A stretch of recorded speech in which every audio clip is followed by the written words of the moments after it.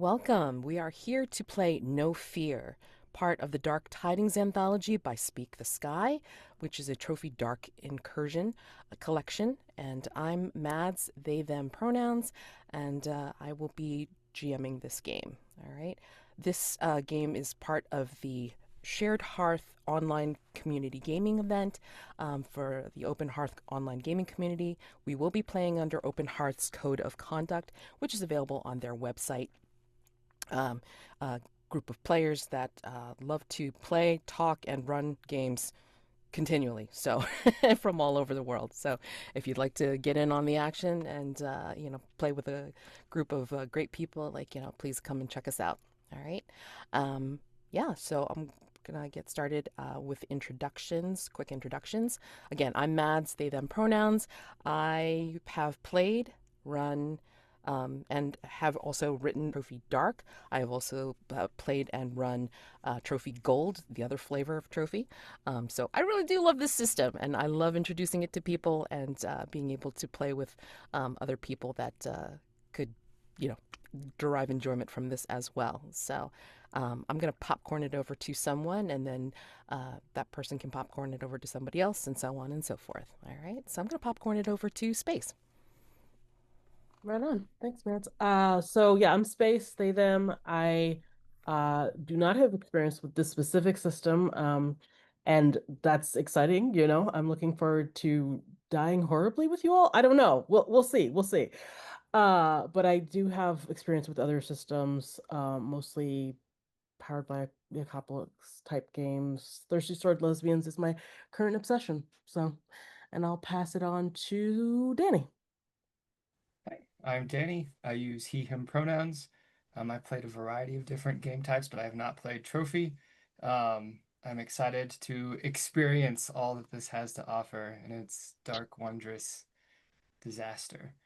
Um, yeah, I'll popcorn it over to Steph. Yeah, I'm Steph, she, her.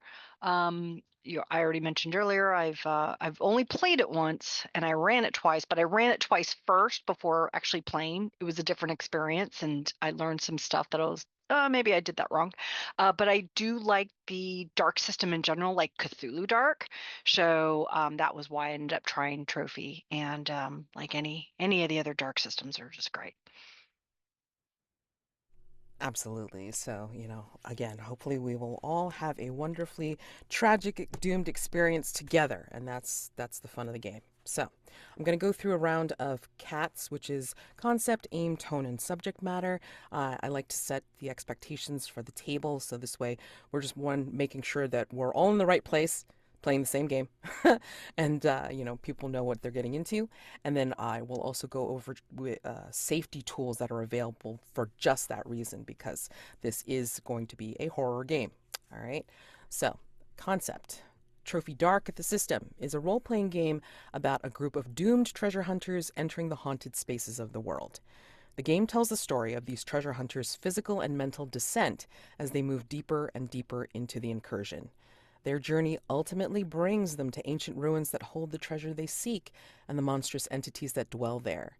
This is not a hopeful story of brave and daring adventurers that slay dragons and drag bags of gold back to town. This is a horror story of entitled pillagers meeting tragic ends. Aim. You will play body hunters seeking to find the remains of the Godwin expedition and return the Godwin leader to his family with proof, motivated by the wealth that they promise, and perhaps for hidden reasons of your own. You are not heroes, but entitled or desperate pillagers there to secure your own wants and needs. These treasure hunters are doomed, and they probably won't achieve their goal. Instead, they are very likely to die by the end of the game, and watching how they go out is part of the fun. Tone. Tone of Trophy Dark is desperate, doomed, and often tragic. You will likely encounter conflict or tension between treasure hunters, where characters are encouraged to backstab or betray their companions in pursuit of their goal. Subject matter. The game will be R-rated. Your treasure hunters are risk takers willing to make dangerous choices. This game will be likely violent, terrifying, and include scenes of bodily horror and loss of self-control. All right. The gameplay itself is highly collaborative and improvisational. Players have a lot of say over the world itself and can introduce story elements that no one, not even the GM, was expecting, and play moves between the fiction and the metagame frequently. The game runs best when everyone feels comfortable offering up their ideas. It uses 6-sided dice of 2 colors, light and dark, to determine the outcome of risky actions. All right. And because this is going to be dangerous play and risky play, we have safety tools that are available to us. All right, so one of the tools that we have available is the X card. So if something comes up as being wildly tonally off or something is objectionable in an unfun way, please either put X card into the chat or do X with your arms in the video, or just say X card out loud. We will stop play, find out what came up that needs to be X carded, taken out, and then we will continue play from there. You can say why something is X carded, but we will never ask you directly to explain. All right, so no worries about that. Just X carded if it's just not fitting what you want to see right now. Okay. We also have script change available. Script change includes the terms pause. So if it seems like we've come upon something that, we need to check in, say pause. We will, again, pause the game and then discuss it. We'll take a break and then discuss it offline. And then the player that has brought up the pause will be able to say, okay, we can resume now. Okay. Or we can rewind. So if something comes up and like, can we rewind back to blah, blah, blah moment? I think I want to try a different direction. Can totally do that. Absolutely fine. Because maybe it gets a little bit too dark and then you want to kind of rewind to go to some other, like a lighter direction maybe. Okay, that's fine. And then there's also the fast forward. So it's like, say there's something that I really don't want to role play this. We don't need a scene on this. We want to do a time jump. Let's go to, the next day or something like that. Totally fine to do a fast forward. Or if you just want to say, again, don't want to role play this, we can just fade to black real quickly. Boom, just go into fast forward. All right. And then we have open door policy. So for whatever reason, if you need to step away, grab your lunch, answer the door, whatever, or, bio break, go ahead and step away. Just let us know when you're coming back after a few minutes or after the scene, whatever. But if during a break you discover, this isn't the game for me, I think I'm going to take the open door, no worries, no hard feelings.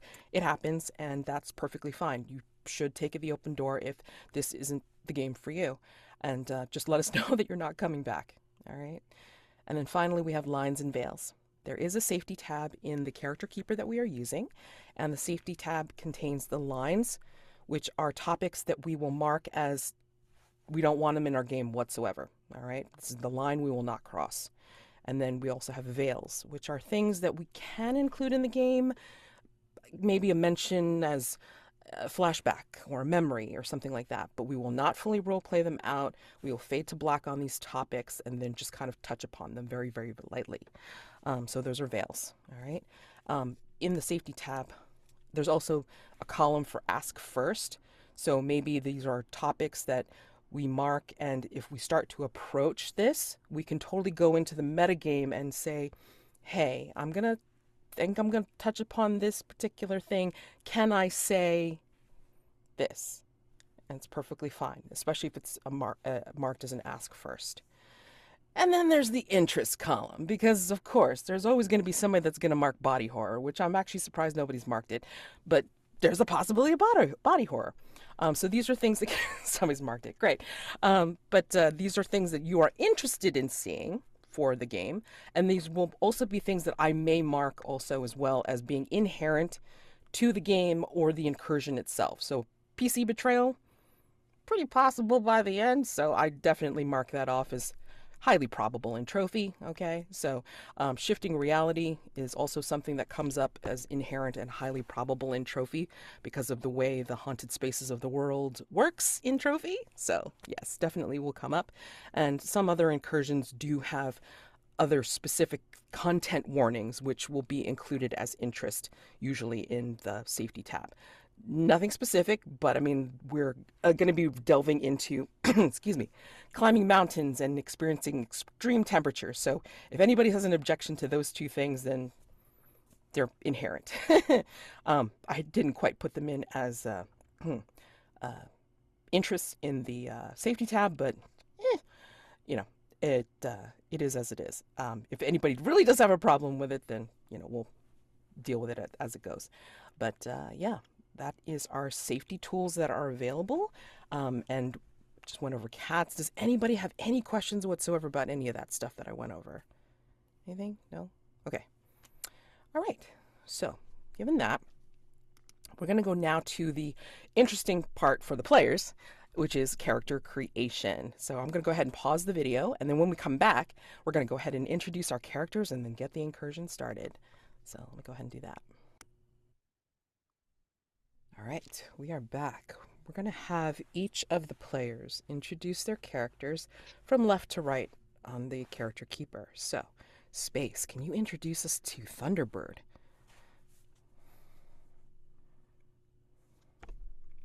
Okay, sorry. No I problem. had to switch monitors. Okay, so yes, Thunderbird, but people just call him Bird because Um, he's in his late 60s, I'm gonna say mid 60s, somewhere in there. Has a epic, handlebar mustache type of thing. Yep. Um, he's seen some things, his face is kind of age worn, but his eyes are bright and he's got a lot of energy. He has a very short cropped beard, and he wears a big old Stetson cowboy hat. Now I don't know if he would be wearing it on this particular trip. We'll just have to see. And tends to wear some kind of like kerchief around his neck. Exactly. Yeah. So, and he's got a deep voice, you know, quick with the dry wit. Yeah. Doesn't laugh often, but when he does, everyone's gonna be aware. He's, you know. All right. Anything else that you want to know about Bird? Yeah, if you could just go over his occupation, Yes, of background, course. and drive. Yeah. Right on, right on. So, Bird, let's see. Well, I don't fully understand this. His occupation is wolf. What is that? However you want to interpret that as we play along, okay? So, Got it. no Okay. worries. You need me to interpret that right now, No, or? you can interpret that Okay. as we go. All right. Yeah. Perfect. That's what I was hoping. Yeah. All right. So his skills are violence, scavenging, warmth, and intimidation. So that's, an interesting mix. We'll see how that plays. Um, Background, braggart. His drive is to spit in the face of God. Yeah. We'll see what that looks like, when we play. It's gonna be fun. I feel like rituals are never walker, identify invisible dangers, and Jacob's nightmare, intuit someone's worst deed. So y'all better watch yourselves. We'll see. We'll see. We'll see what he wants to do. Yeah. All right, so that's Bird. Okay. All right. Steph, please introduce us to Reece.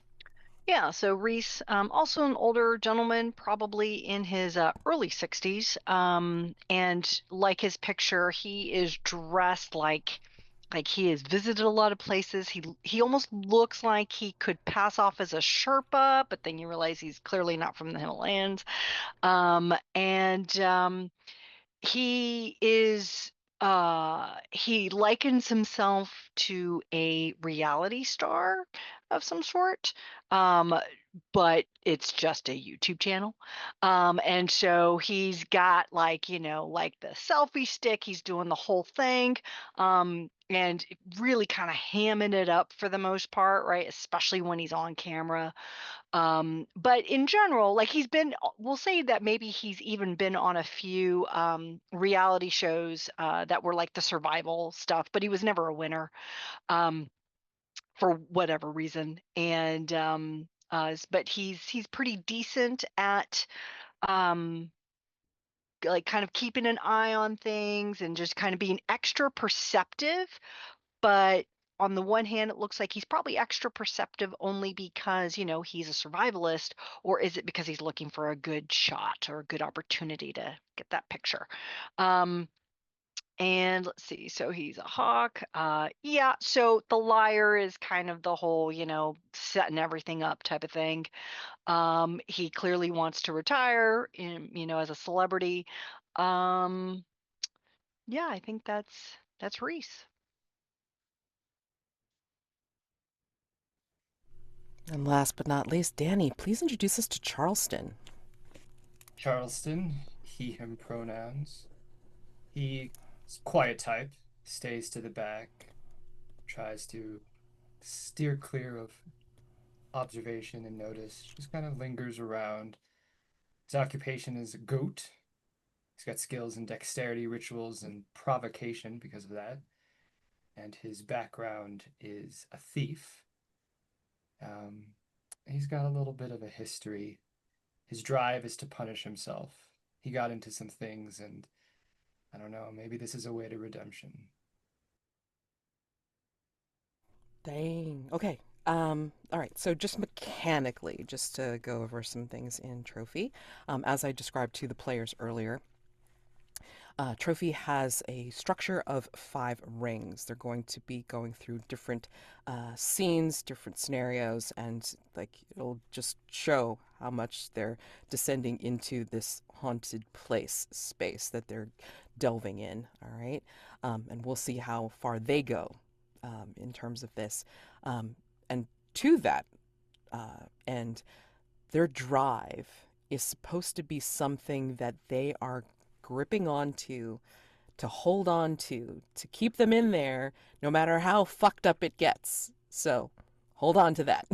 Whatever your drive is, that's what you're doing, because otherwise normal people would be turning around and going, fuck this shit, I'm leaving. So and with Trophy there is kind of like a life hit points or whatever you want to term it, called Ruin. And if you get to 6 ruin, then that means you're lost to the environment. I mean, death might be, too easy. So it could mean a whole bunch of things. But as the player, you have agency on telling me how bad that end is. So when you get to that point, when you get to 6 ruin, that's all for you, for narrative control. But hopefully you won't. Or maybe you do want to. Who knows? But anyway, there will be ways in the game to be able to reduce your ruin, but maybe they're not the nicest. So we'll see how this goes. All right, great. Given that, we will take our characters through this particular incursion. And Trophy Dark, the core ones usually start with some kind of poem, but this one is the third-party incursion by Speak the Sky, and this one starts with an introduction. There she was, 6 miles of barbaric rock, snow and ice, a throne, a cathedral, a punishment, tallest mountain on earth, and we were the first to see it. Godwin said, in that British way, "Goodness, what a pretty pike!" That means hill in British English. So, when he died there, we named the death trap in his honor, Godwin's Pike. I don't favor the chances of the body hunters, no. They've summited Everest and K2. Next rung up won't be so easy. Godwin and his team climbed right up that impossible mountain and vanished into the clouds. Last we saw, he was less than a dot, swallowed by the white. His family's offering a fortune to find the body, sure, but you couldn't pay me anything to climb a mile of death zone just to pick clean a corpse. This incursion will take you up on a body hunt, the world's tallest mountain, 6 miles from base to peak, Godwin's Pike, capped with a mile-high death zone. If you can find the remains of the Godwin expedition and return it to his family with proof, then they'll make you wealthier than you can possibly imagine. But while the money is a powerful motivator, it's not the only reason you made the arduous journey to base camp, ready to go up into the white. All right. So, There is, because of the nature of this particular incursion, uh, there is a glossary provided for some of the different terms. So death zone is colloquially, I can't even pronounce today. The area of the mountain, 8 kilometers, approximately 26,000 feet above sea level, at which the oxygen concentration is too low to permanently support human life. Fantastic. All right, great. Base camp, of course, is the first camp made by a mountaineering expedition at the base of the mountain, which may be at a permanent campsite if the mountain is frequently climbed. And there are other definitions here, and as I touch upon them, maybe I'll go through them, but for your edification as players, it's like you can totally look at these, when you get a chance. All right, so we will begin with the first ring of this incursion, called the climb. Oh, and I'm sorry, every trophy incursion has a theme, and the theme of this incursion is ladder.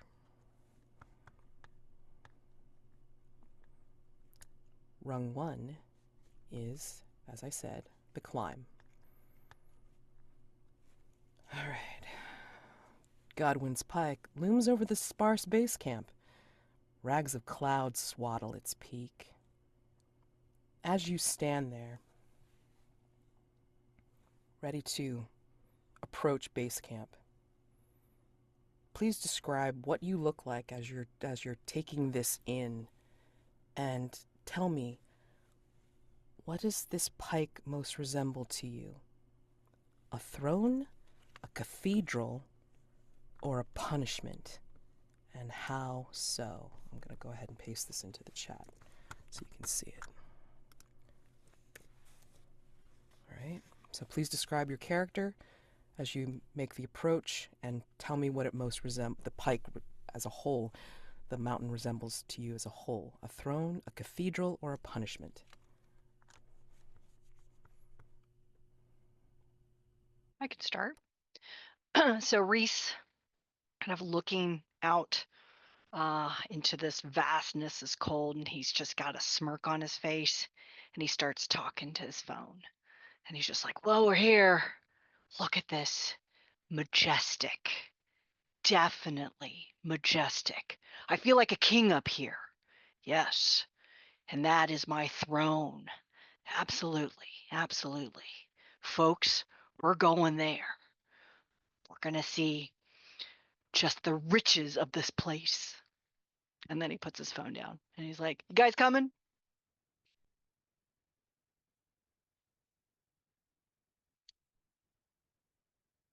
I'll jump in.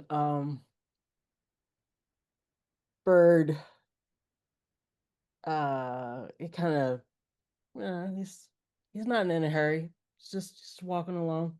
He does, in fact, have his Stetson, but also, little ear mufflers or some kind of ear covering.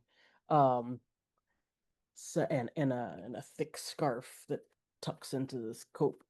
And he's looking up. Well, he sees Reece, doing the phone thing again. And he just shakes his head. He looks up, and I don't think he would say this out loud. I think he would say this sort of in his mind. He'd be like, "It almost looks like a cathedral, but not of some dark religion." you know, like we're knocking on the door of a god we don't want to have answer. So I think there's a rocky outcropping just off to the side, and coming around the corner is Charleston, big jacket, scarf whipping in the wind. He's pulled down the additional scarf he's had wrapped around his face, and he lights a cigarette, pulls a couple drags, looks at the others, and looks up at the what could only be described as punishment. Charleston looks at his cigarette, pulls another drag, tosses it to the ground, puts it out, coughs a couple times, replaces the scarf, and drags himself over behind the others quietly. Charleston, I keep telling you, put that cigarette away. It's gonna mess up your lungs. Yep. Yep. A lot of that's already happened. I appreciate the thought though.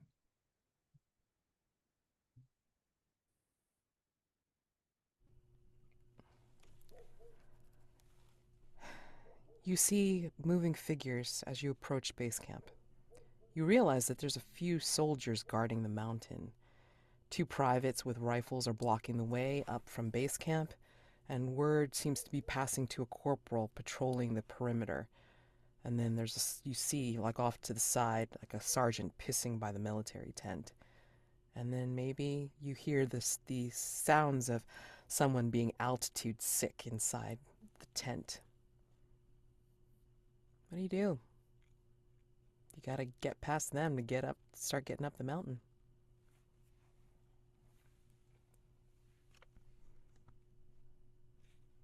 Suppose they're the friendly type. Just say a couple kind words and walk on by. What kind of man wagging his dick out in this freezing cold? You think they're friendly? I don't think so. Definitely not friendly.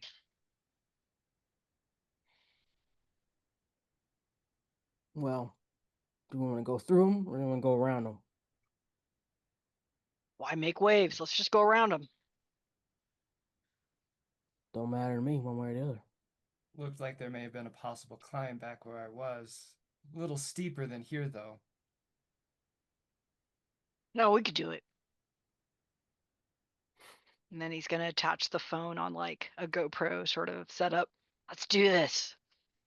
Are you sure you don't want one of us so that you get, the full shot? No, my viewers really like kind of that first person perspective. Oh, sure, yeah.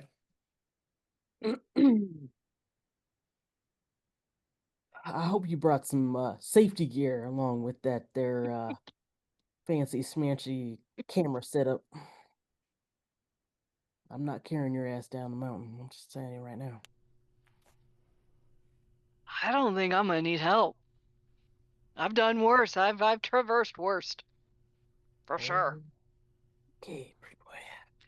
Let me say that again. I've traversed worse. Oh, I've definitely done just way steeper places than this. And then he turns off the camera. Charleston pulls down his sunglasses, looks over at Bird, and rolls his eyes very noticeably. Mm-hmm. So, how do you want to handle this? Soldiers are, We're gonna sneak around, right? Somehow. Sounds good to me. Who makes the approach, and what approach do you have for this? Ouch. Go around, or you can try to go through. Just tell me what you want to do. I'm gonna like start climbing down and then try to kind of sneak on past. I'm looking at my escape skill. Okay. All right. For This should this be one. fun. Okay. All right. So we're going to do a risk roll here. First roll of the game. Yay, fun. If you've got the reference sheet open, you can feel free and follow along. All right. So, risk roll. The way it works is that we, the rest of us, will tell you what we think could go wrong with this plan. Absolutely nothing. What do we think could go wrong with this? I think that, like, if you're trying to go around and down, the thing that could definitely go wrong is that you make a misstep, and yeah, you're not going up, you're going down. Yeah. Yeah. So that could definitely go wrong. Anybody else having a suggestion for if you fail? Yeah, I feel like you're gonna get your foot caught in a rocky outcrop in there, and then rocks are gonna tumble and make a whole lot of noise. Yeah. Okay, noise and possibly falling. All right, great. So now we do the actual roll gathering itself. All right, so this is where we build the dice pool. You take a light die if the task is something you are skilled at because of your occupation or background, which means calling upon your skills. that are associated with them. And I'm an easygoing GM, so if you can also parlay something that's not on that list, but because of your occupation or background, I'm totally cool with that. That's cool. But you said escape, so I'll take it. And then you take a dark die because this is definitely risking your body. Okay? It's either risking body or mind. Okay? In this case, you're risking your body. Okay? And then to increase your odds of success, you can take a second light die if you accept what's known as a devil's bargain. And this is something that will happen no matter what, regardless of the results of the roll. So we always preface this with no matter what. So what do we think will happen? What kind of devil's bargain do we want to give to Reece for this action? No matter what.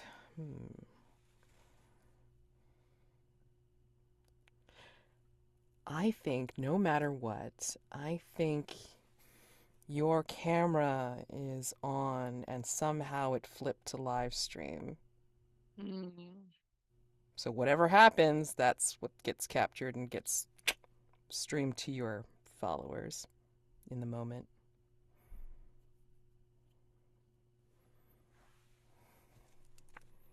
Any other devil's bargains anybody wants to offer? No matter what, you take a step and a couple rocks come loose and stir up a pika, a large high altitude rodent, and it's angry and rabid, and you get a infectious bite. You have one space. If you don't, no worries, but Um, these are just examples. Yeah. And if you ever want suggestions on like what makes good devil's bargains, you can go to the left of the treasure hunters tab and you'll see devil's bargains there. And if you hover or click on it, it will give you a laundry list of like suggestions. So, Ooh, nice. okay. Yeah. So if you don't have one, no worries. But right now, your choices are live streaming whatever happens in the moment, or a rodent comes out and bites you and gives you an infectious bite that could affect you for the rest of the trip. I'm going to say, and again, because I'm such an easygoing GM, with the devil's bargain, you have the options of you don't take the devil's bargains, any devil's bargains whatsoever, but you don't get that second light die. You take a devil's bargain and you can tweak it a little bit because you kind of like it, but you want to change it a little bit. Totally fine. And the last one, which is totally me being an easygoing GM, is that sometimes some people want to take one, some, or all of the devil's bargains. You still only get the second light die, but if you want to take all of the devil's bargains, who am I to say no? Just saying. So you have All right. choice. Yeah. Space, did you have an idea before I pick? Well, I mean, I'll just say again that the rocks are gonna fall. Oh, gotcha. Yeah. Okay. Yeah, I will absolutely take the devil's bargain, and I want it all live streamed. Well, all right. Okay, so let's go to the trophy dice roller if that's what you're going to use. All right, Yep. you're going to I've got plug in 2 light die under a risk roll and then 1 dark die, please. And let's see what happens. Oh boy. 2 light, 1 I got dark. a 5. All right. Now, because it's a light 5, it's the highest one, that gives you the option of adding a dark die to re-roll. So you can do 2 light, 2 dark, and see if you can get a better result. 5 is essentially success with a complication. No, I'll take the success with the complication. Fine, it's okay. I'm like, all right. It's the first ring. I mean, some people like drive them like stolen cars. I'm just saying. I'm not desperate yet. Okay. All right. Okay. It's fine. All right. So, 5 with a complication. You tell me how you succeed in, getting past, like making something to make your way past the guards or whatever to get further up. And I'll tell you how your life is complicated, along with the no matter what. Yeah. So, he's at this point probably like climbing down. He's narrating everything. He's talking about, like what all the soldiers are doing, whatnot. And he's just kind of still scurrying about, and he's trying to get all the way around. And he gets to the other side. He looks back, again, narrating everything, even pointing out like his, fellow climbers being on the other side, and what are they gonna do, and to be continued type of thing. But of course, everything's still streaming. But go ahead. What happens? Yeah. So, um, and you're basically trying to just get past them and then like, find a different way up, basically? Yeah, just completely like just bypassing them, just so, and hopefully they don't see me, obviously. Yeah. So I think that, you do make your way and you're like, doing the whispering thing and then like, you're narrating the whole thing and having a joyous time. But I do think that, um, and you do get past them, but I think as you're making your way past, you're also seeing a, at the very end of it, where you think you're almost in the clear, I think you do see a a fuzzy face like come out of like one of the crevices where you have your hand. And is he fancy enough that he doesn't wear full gloves at this point because it's not quite that cold yet and he's wearing fingerless gloves? Fingerless sounds good. Yeah. Yeah, well, this little cute little fuzzy face, will come out and like be right by your hand. And as you've got the camera trained on it, maybe you say something cute and adorable and all this kind of stuff, and it takes a chomp. Oh, jeez. And it's live streaming. Maybe you swear a little bit. And immediately, like, we pan to a camera shot of the stream, and all these comments are like, influencer fail or whatever, like, whatever comments are gonna make about this. It's like, how cute! First bite! Yeah, whatever. Whatever snarky comments they want to make. So, yeah. I'm probably gonna say your condition at this point, as ridiculous as it sounds, is probably gonna be bite fail. Bite fail. Yeah, that's your condition. Keywords Now, for the condition. There it conditions do is. not have a mechanical effect on you. What they do have is flavor text for your role play from here on out. All right? So, feel free, play it to the hilt if you want. All right? But yeah, you got bit.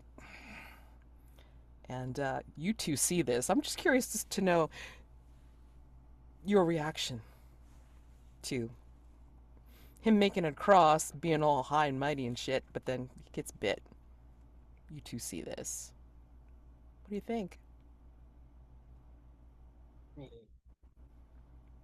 I, I've seen worse. I'm not too worried about it. It's not my problem. Karma.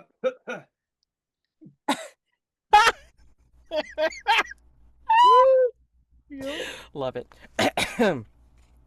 So yeah. All right. So that yeah, he succeeds, but it's got kind of complicated. So yeah. All right. Um in this particular case, he's made it past, and he's kind of opened the way for you two. I mean, like, you can see he's, if he can do this while narrating and then making his way like the show dog that he is, Yeah. you two can totally do it yourselves as well. So I'm gonna say that you make it following him along, giggling if you want. Yeah. Mm.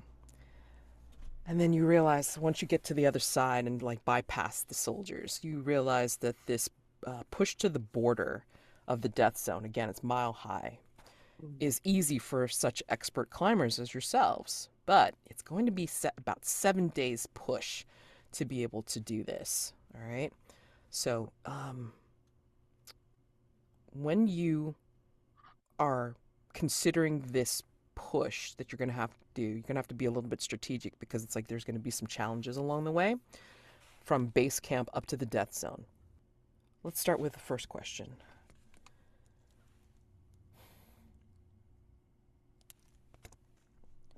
Where have you faced such a similar challenge before?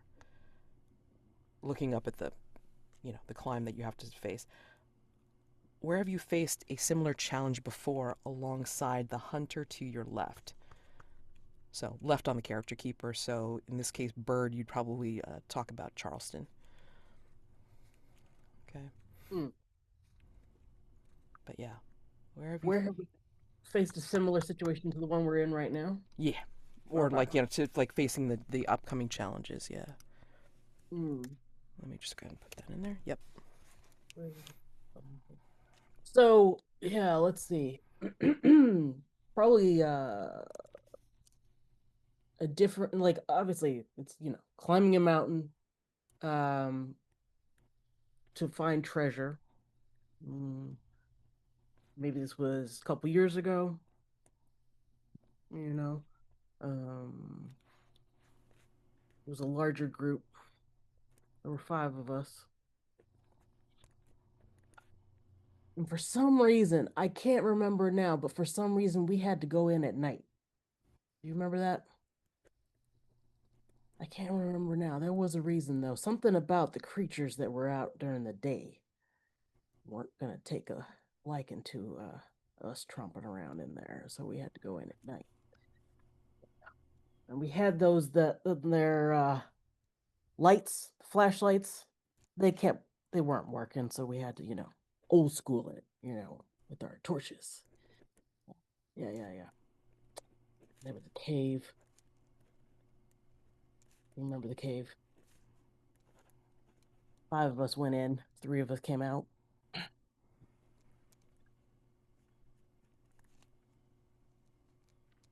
You're that muted. other one. Oh, there. Okay. Yeah, after we came back out, and the daylight started coming up. That's where that third one went. That's right.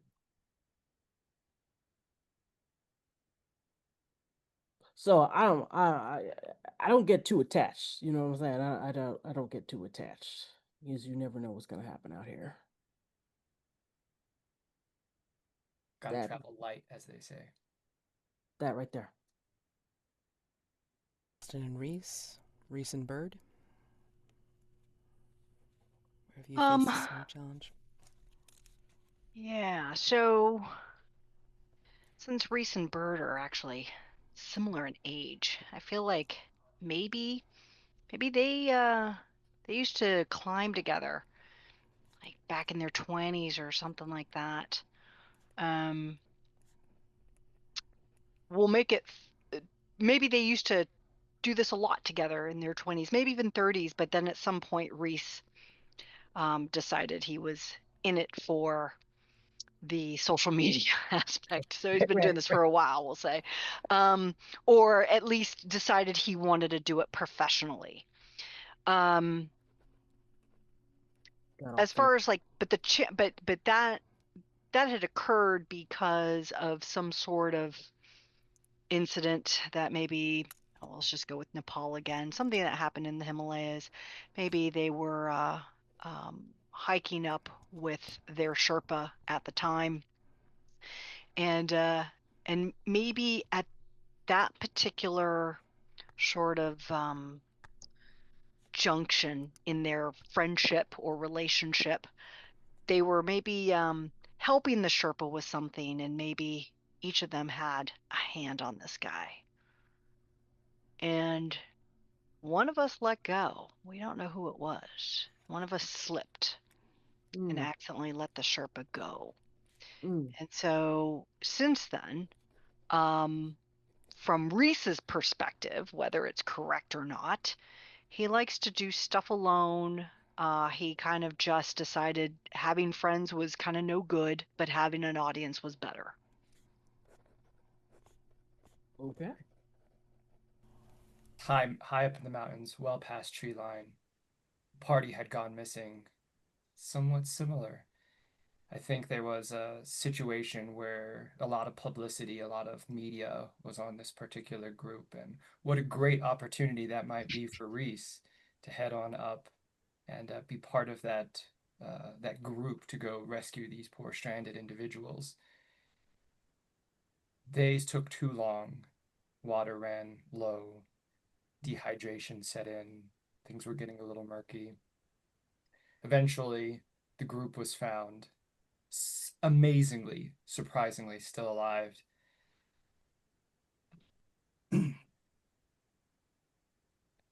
There was the number that was expected, 3 or so. They grabbed them, returned them, brought them back down. But then when they went back to base camp, I think Reece saw that one of the individuals that had traveled up with them wasn't that individual anymore. Probably left somewhere on the mountains, and instead it was this other person up with the 3 who had gone unnoticed, this Charleston guy. Ooh. Dun dun dun. What the hell? Holy crap! Well, Oh my god! Okay, I love it. I love it. Holy shit. Amazing. Oh, okay. Well, I leave you with before we take our first break. I want to give you a question to think about before you go on break. I want you to tell me, as you're starting to make the challenges up, from base camp or from around base camp up the death zone, up to death zone, I want you to tell me, and maybe you didn't tell your companions this, but maybe you spotted this on the approach, but you didn't say. What ill omen did you see before you came to the base camp? Consider that question, and we'll see your answer when we come back from break. All right? So see you in 10 minutes. Cool. Please tell me, what ill omen did you see as you approached the base camp, but you didn't tell your companions?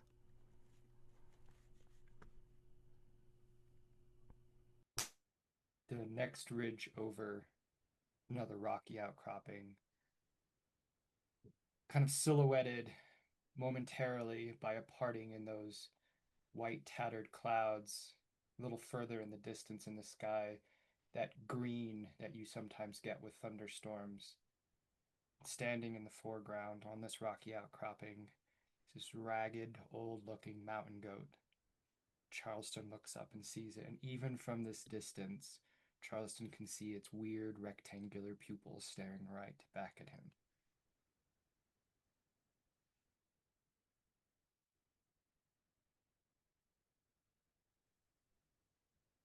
Yeah, no, Bird definitely didn't see that. And that sounds pretty freaky. What Bird saw was, and you're gonna laugh, of course, a bird. He saw an owl specifically. And this owl, as he spent time in the Navajo reservation, has some blood ties there. So he's aware of the sort of folklore around the owl, and because they fly at night, there's some connection to death, but also they're wise, they know a lot. But this owl was not behaving like a normal owl. It swooped down onto a branch. They were all three of them were walking past these trees, and he remembers that he paused, to I don't know. There was something about the owl. There's something about it. It was like because it was looking right at him. It was locking eyes with him, and it did the strangest thing. Never seen it before, but it flipped upside down on the tree. It just dangled upside down, and then righted itself and flew off. Never in all his years, all these decades of being out there in the woods, he's seen all kinds of weird shit, to be perfectly honest. Never seen that. Reece is going to not even video this because he got so creeped out. He's like, as you guys were like walking along or whatever, and of course he was videotaping stuff, but like he saw something off to the side, and he just quickly went to go look at it, maybe pretending he was going to the bathroom. But he sees carved in a rock all three of our names.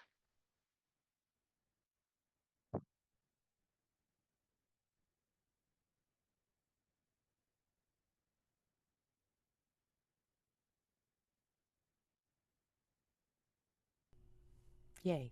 Okay, so first challenge of the climb from base camp up to the death zone is the carrion couloir. And if you look at the glossary in the sheet, a couloir is a steep, narrow gully up the side of a mountain.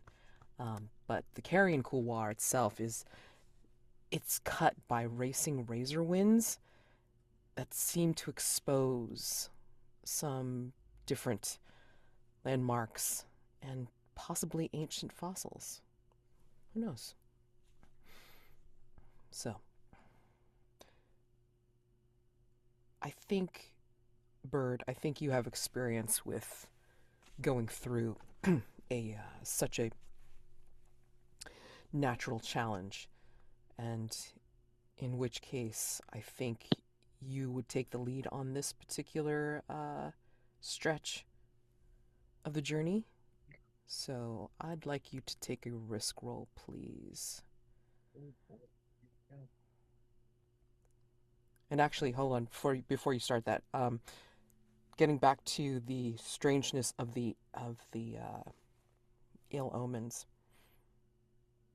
Are any of you disturbed enough by what you saw? I mean, obviously you didn't tell your companions, but how disturbed were you when you saw the things that you did? By the goat, Yeah, by the I'm willing bird. to take a ruin roll because that was disturbing. Yeah, that would be disturbing. I was gonna say. So please go ahead and take our ruin roll. Just hit ruin and then hit roll. Ruin. Okay. It's a 3, and mine is a 2, so mine goes up. Yours goes up for sure. Please tell me, upon seeing those three names, how you sink deeper into the darkness of the haunted space. Yeah, he's I think Reece has obviously no idea like where this was or why this was written, who did it, anything like that. He's not religious in nature, but at this point he's trying to almost like he's communing more with, I guess, nature or the area. So I feel like almost like every time he sees like a rock or no, let me back that up since it's the latter theme. Anytime he sees like something that looks like it's going upwards, he's almost gonna like almost has to touch it to almost ground himself. So now you guys are seeing him do some sort of weird OCD thing. I'm happy I think with your that. condition is for that ruin roll. I think your condition is onwards and upwards. All right. You were gonna say something, Charleston? I was sorry. I'm happy to make a ruin roll as well. Yes. Go ahead. Okay. 2. Okay. Is it lower? It is at 2 exactly. Okay. If it matches, your ruin does not go up. I would like to know though how you keep it together, even seeing that unsettling mountain goat.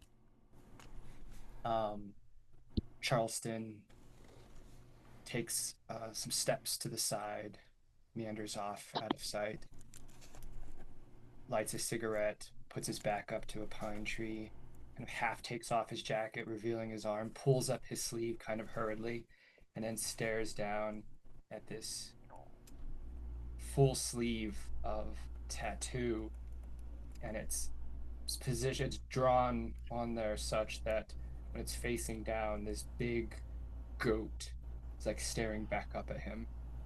And he just takes a couple drags on the cigarette, slowly relaxes, staring back down into the goat. Okay. What about you, Bird? Are you disturbed by that sight of the owl doing such weird shit? It's pretty weird shit. Take a ruin roll, please. I might as well. Yeah. No. So it's Okay. Yeah. So you hold it together. So what I- what reasoning do you give to yourself, or what do you do to ground yourself, even though you saw such a strange sight? yeah. I mean, when the owl flew off and flapped its wings, and you could hear the sound, he just kind of looked up, shook his head, like, I know what I saw, but I'm not gonna worry about that right now. Just not gonna worry about that right now. Yep. It's like, keep it in mind, because who knows. But for right now, we'll keep on moving forward. Not going to worry. Exactly. All right. Well, again, you've come across, you've led and you've come across the carry on couloir. So, Mhm. like, the first of the challenges to get up to the death zone. And I would like you to attempt to lead the group on this one and take a risk roll, please. So, All right. let's build it. Again, let's figure out like what could go wrong. All right. So again, steep gully, cut with razor winds. You got to make your way. I mean, you might have some uneven footing because of the things that are underfoot in this place. So, I mean, like, I will easily say it's like, because of the terrain, you could slip, something you get injured. That could definitely go wrong. So, yep. So I don't know if anybody else has any other ideas for that. If not, we Razor winds, it's knocking down not just dust, but large pebbles. It's hard to go up with the wind coming down. Easy enough to get some stone splinters in your eye. Ooh. we hope he's wearing goggles. God dang. Mhm. All right. I'm gonna go with this idea of losing a piece of equipment or treasure. Maybe you have like a good luck charm of some sort. Whether it was packed tightly or like attached with a piece of twine or leather or whatever, and maybe that gets caught and lost. That could also be a good devil's bargain as well. So we'll see. Oh, okay. We'll see how this goes. All right. So gather your dice. So light die. First light die is if this is something you are skilled at because of your occupation or your background. So I imagine a couple of times now we have been commissioned by paleontologists Mhm. to look for fossils of this kind. So, this kind of terrain is not unfamiliar to him. Good. Yeah. Perfect. All right. And then dark die, of course, like if you're risking your mind or body, I'm gonna say body is definitely at risk. Oh yeah.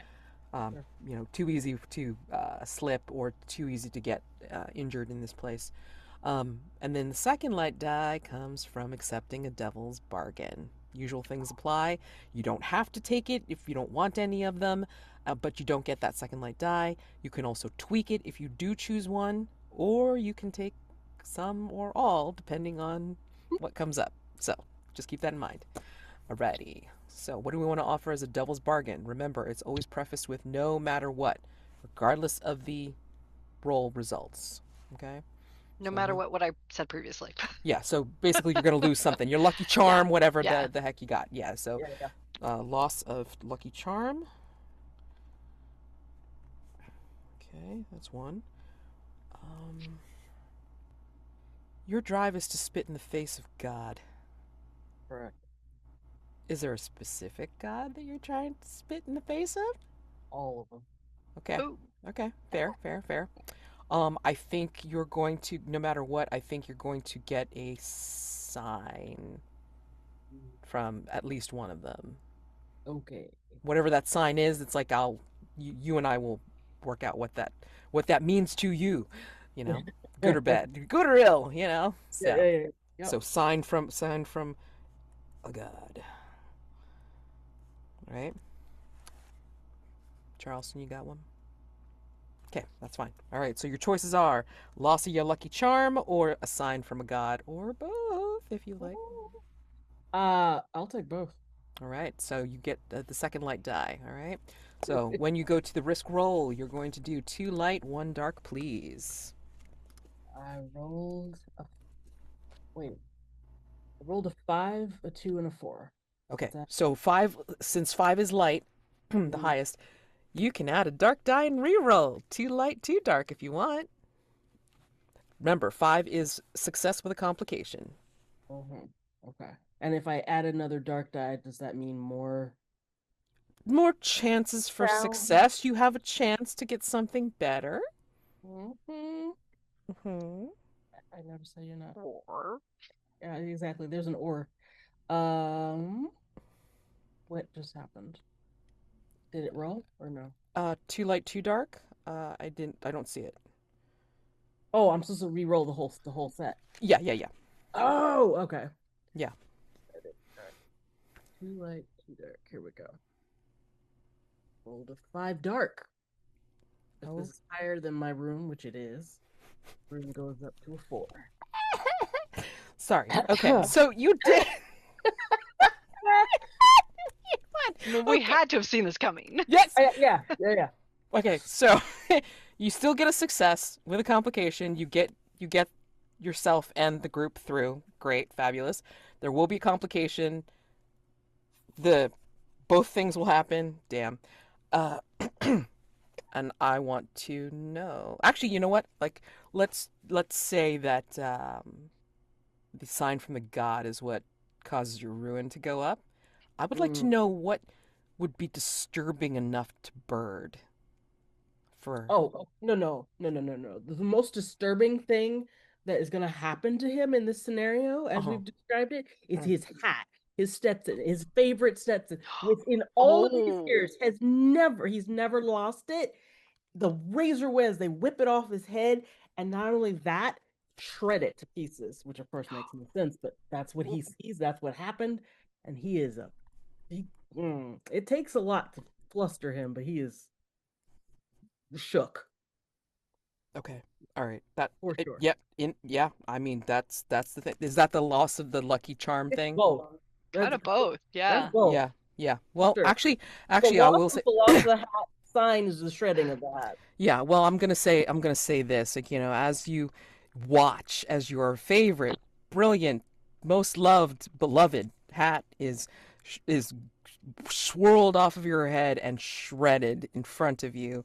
I think on the wind as it passes Yeah. your face. I think in your hearing you hear.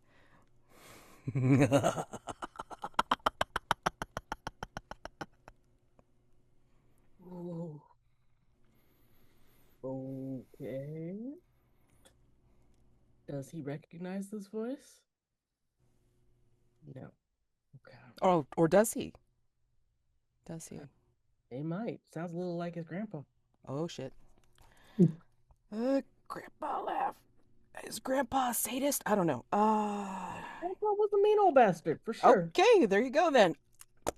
Tis what it is. And like all those combinations of things like probably help your ruin go up for sure. Okay. Yeah. Complication. Let me give you a condition for that. I mean, god dang. The past ripped apart. That's your condition. Past ripped apart. Oh, here Charleston. we go. The next challenge is Zeno's Traverse. And let's see. Let me look at the. Zeno's Traverse is actually a lateral move over mirror sheen snow. So it looks so smooth, so bright and reflective that grows deeper with distance. So as you go across this, looks pristine, but that something like this is deceptive, and possibly could be filled with deep traps. So, you're familiar with this kind of thing. You know what it takes to get across something like this. I need you to make a risk roll here. So, what do we think can go wrong as Charleston takes the lead and tries to get you all through this challenge? There. I'm gonna give my usual, which is like, you miss make a misstep and you're gonna get injured. What else could go wrong? He loses his smokes. Oh, God dang! Oh my God. Harsh. They get squished or fall, Well, whatever. yeah. Oh my God. Okay. Anything, Bert? This is the what goes wrong, not the DB yet. Yeah.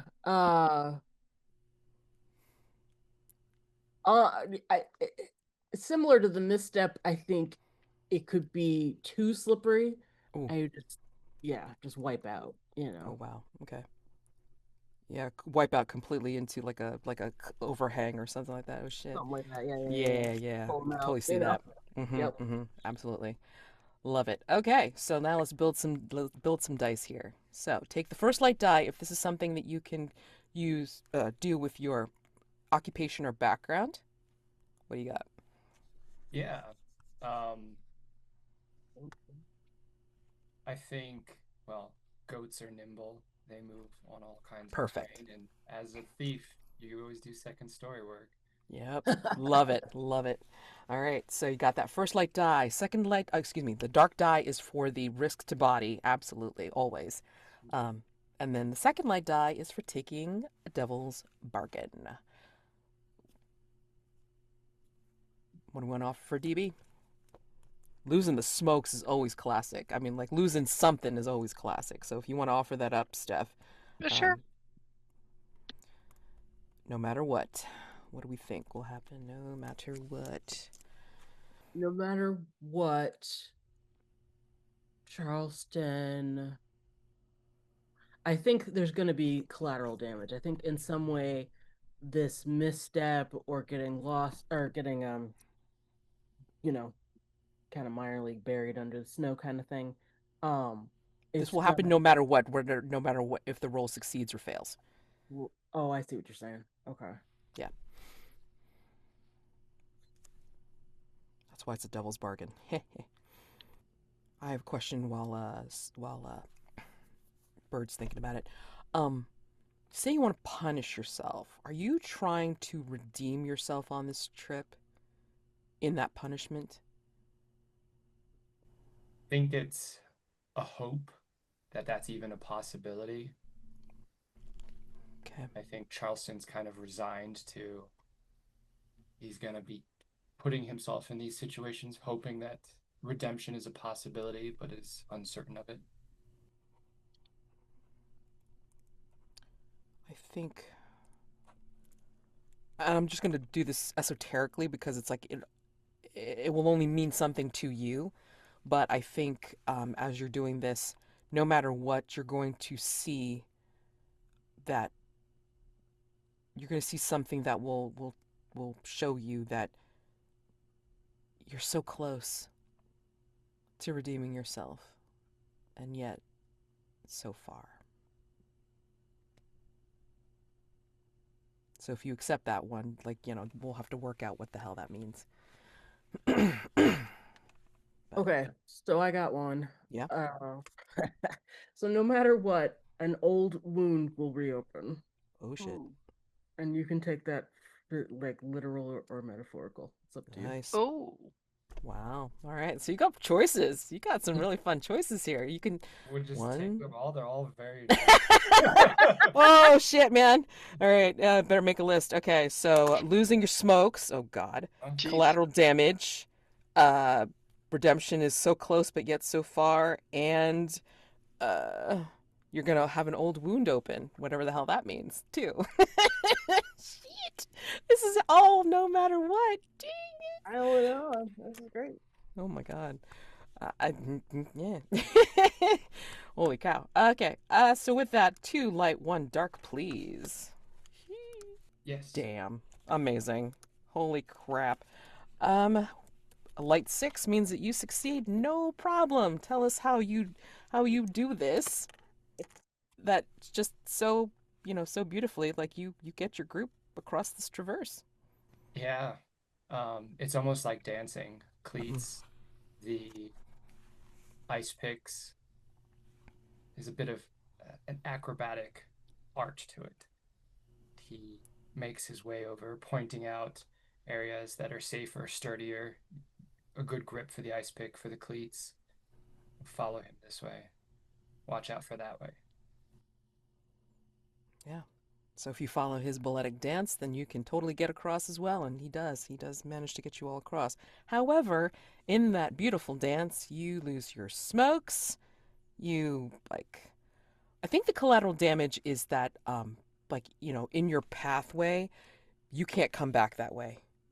The damage is that the path is wrecked. It's beautiful, but yeah, it's wrecked and you will not be able to come back this way. Not able to return, same way.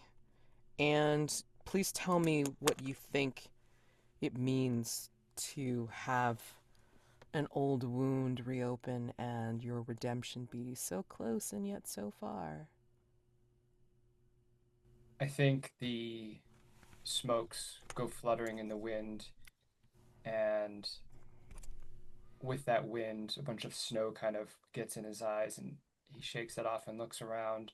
Still a little blinded. He gestures for the others to go by, and he starts, picking into the snow, seeing if like maybe he can clear from the brightness. He can see that maybe he just picks them up. Maybe they're still around here somewhere.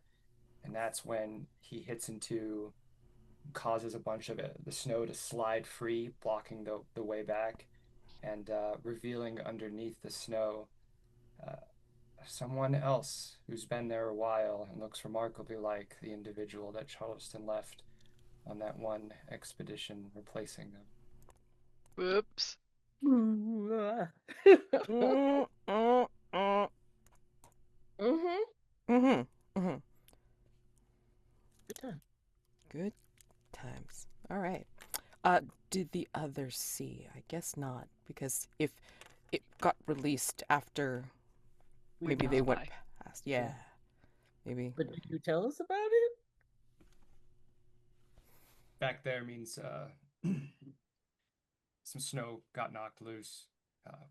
Can't go back that way. That's all right. You got us through. Yeah. We'll find another way.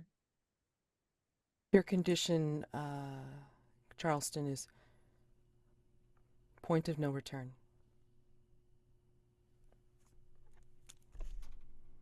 And Reece. You have to look forward to. Sorry, I have to keep going back and forth. Avalanche run. Wow, that's pretty obvious.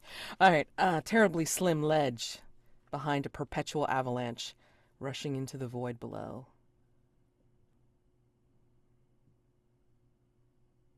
So, you have to just. It's all for the views, man. Gotta try to get your group, across this little ledge. That's all you gotta do. Just get that, and what a sight, right? Perpetual avalanche, like in Oh front Lord. of you. So it's actively happening, yeah? Oh yeah. Okay. Yeah, he's gonna take his sweet time explaining it, but and he's not going anywhere just yet. And look at that. Look at that. Just beautiful. This is remember earlier I was saying this is like that throne, and I felt like a king. I feel so powerful right now. And just look at this. This is just amazing. Look at nature. But as it's starting to get a little precarious, and of course it's like attached here, but can't see his face, you could see him kind of, the other two could probably see him kind of freaking out, and he's just like he pauses at some point, and then he's like, all right, we got to go this way. And he'll actually, we're going to do something a little bit different. He's going to try to find a trail to get away from the avalanche, only realizing that no, that's not going to work. We're not going to be able to outrun it. We're not going to be able to, we're going to have to just kind of hide behind this boulder type of thing, try to create some sort of shelter. Basically, I was looking at a shelter skill of some sort, and just let it just kind of roll over us. But of Hmm. course, He's doing it because he's gonna turn his thing back on Of course. and just see it all. Sure, absolutely. But anyway, so let's build this roll here, okay? Risk roll. So what do we think will go wrong as he's trying to do this? Yay! Absolutely nothing. Can't get away that easily. I think basically your shelter is probably going to get swept away, and the possibility of getting knocked off this ledge with it. So you fall. Maybe not fall far. We'll see. Who knows? You know, that's a Could lose possibility. the camera. Ooh! Off it goes. Goodbye. They're no good. That's no good. Don't forget Charleston. to like and subscribe.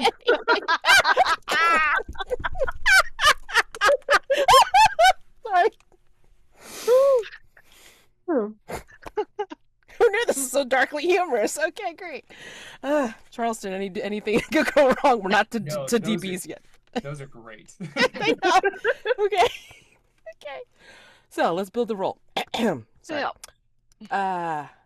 Task is something you're skilled at because of your occupation or background. You said shelter, so we're using that. Dark die if you're risking your mind or body. Oh, hell yeah, with the body. And your light die for accepting a devil's bargain. Do you want to offer that up as a devil's bargain and loses the camera? Or something else? Yeah, no, Devil's Bargain, sorry. Devil's bargain, losing camera. Oh, shit. Oh, Lord. Amazing. No matter where you've constructed this shelter, we look down and it's right over top another one of that lost expedition recently revealed. Ooh, yes. Okay. And then, let's see. No matter what, I think you realize that you forgot to bring extra batteries, Reece. Yeah, so his drive is more important than these devil's bargains, so he's not going to take it. Ah, okay. So no devil's bargains. Yeah, Nice. because without his camera, Yeah. What Yeah. is You don't the have point? you don't have to take a devil's bargain. It's perfectly fine. yep. So, so one light die, one dark die, please.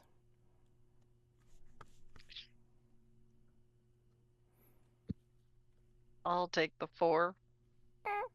Yeah, I mean, basically, in the cases of a match of light and dark being matched, dark is always considered high, and then you can't roll any further. Oh, gotcha. Okay. Yeah, that's why it says what it says. So, is it higher than your current ruin? Oh, I did not read that.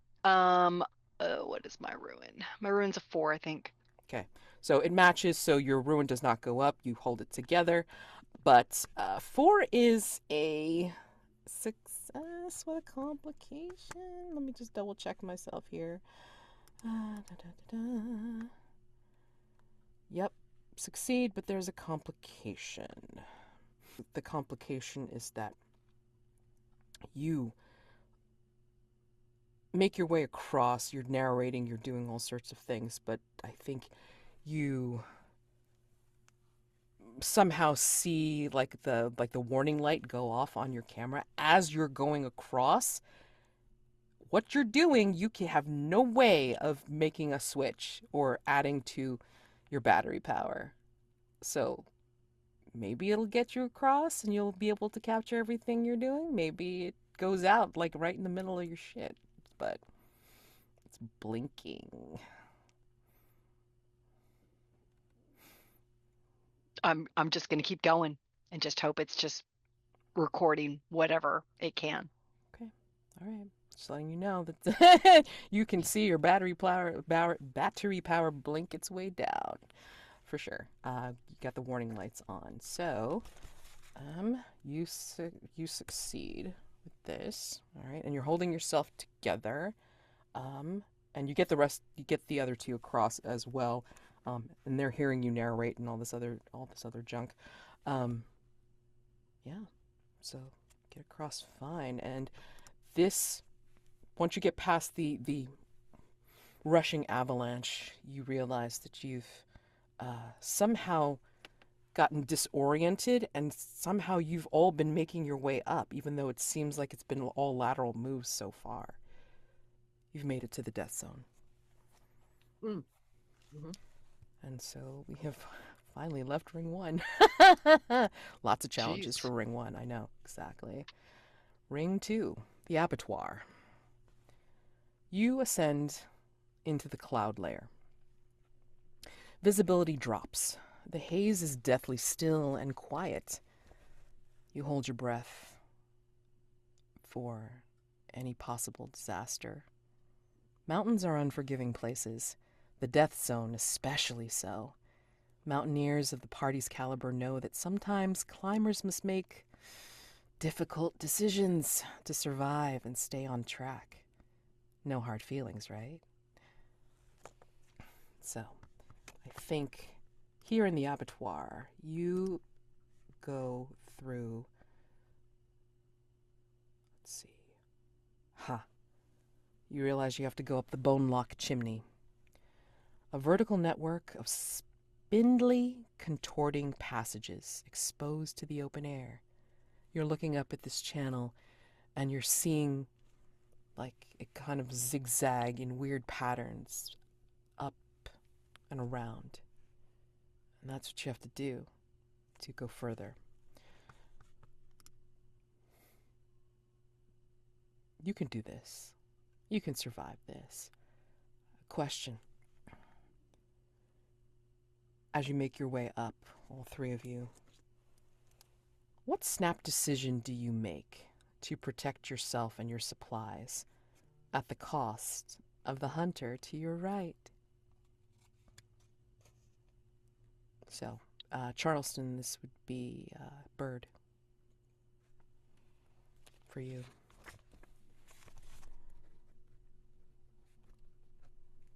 What snap decision do you make to protect yourself and your supplies at the cost of the hunter to your right?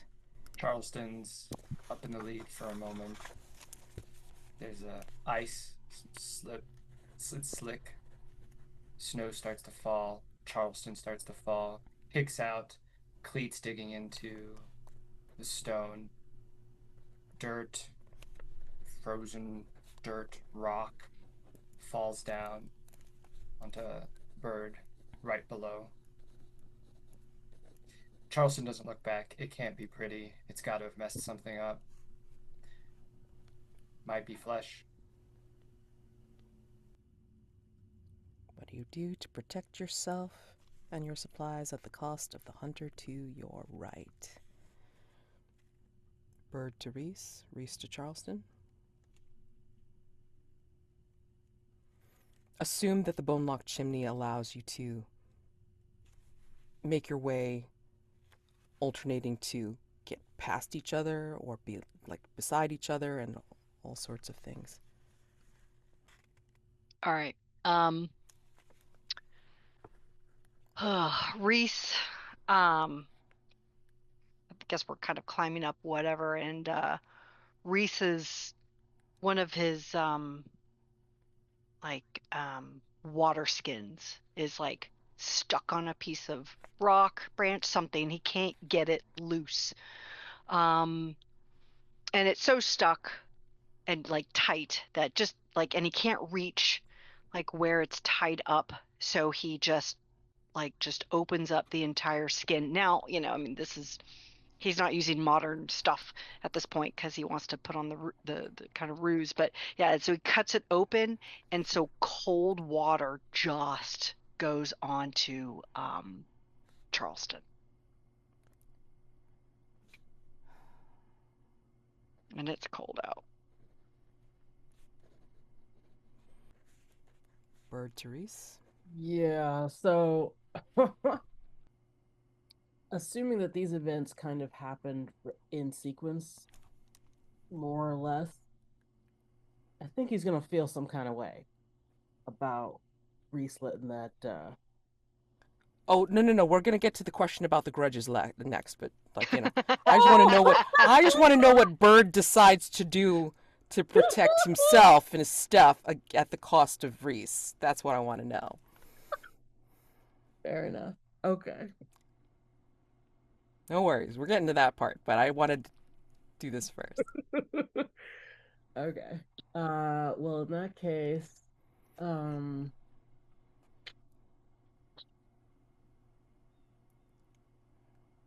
I mean, he's not. I'll tell you right now that maybe this is still the same thing, but like, he could offer him an extra coat or an extra layer, I should say. He's not gonna do that. But what of the cost to Reece? What of it? Yeah. Like, you're making a snap decision to protect yourself and your supplies at the cost to Reece. Yeah. Well, that's what I'm saying.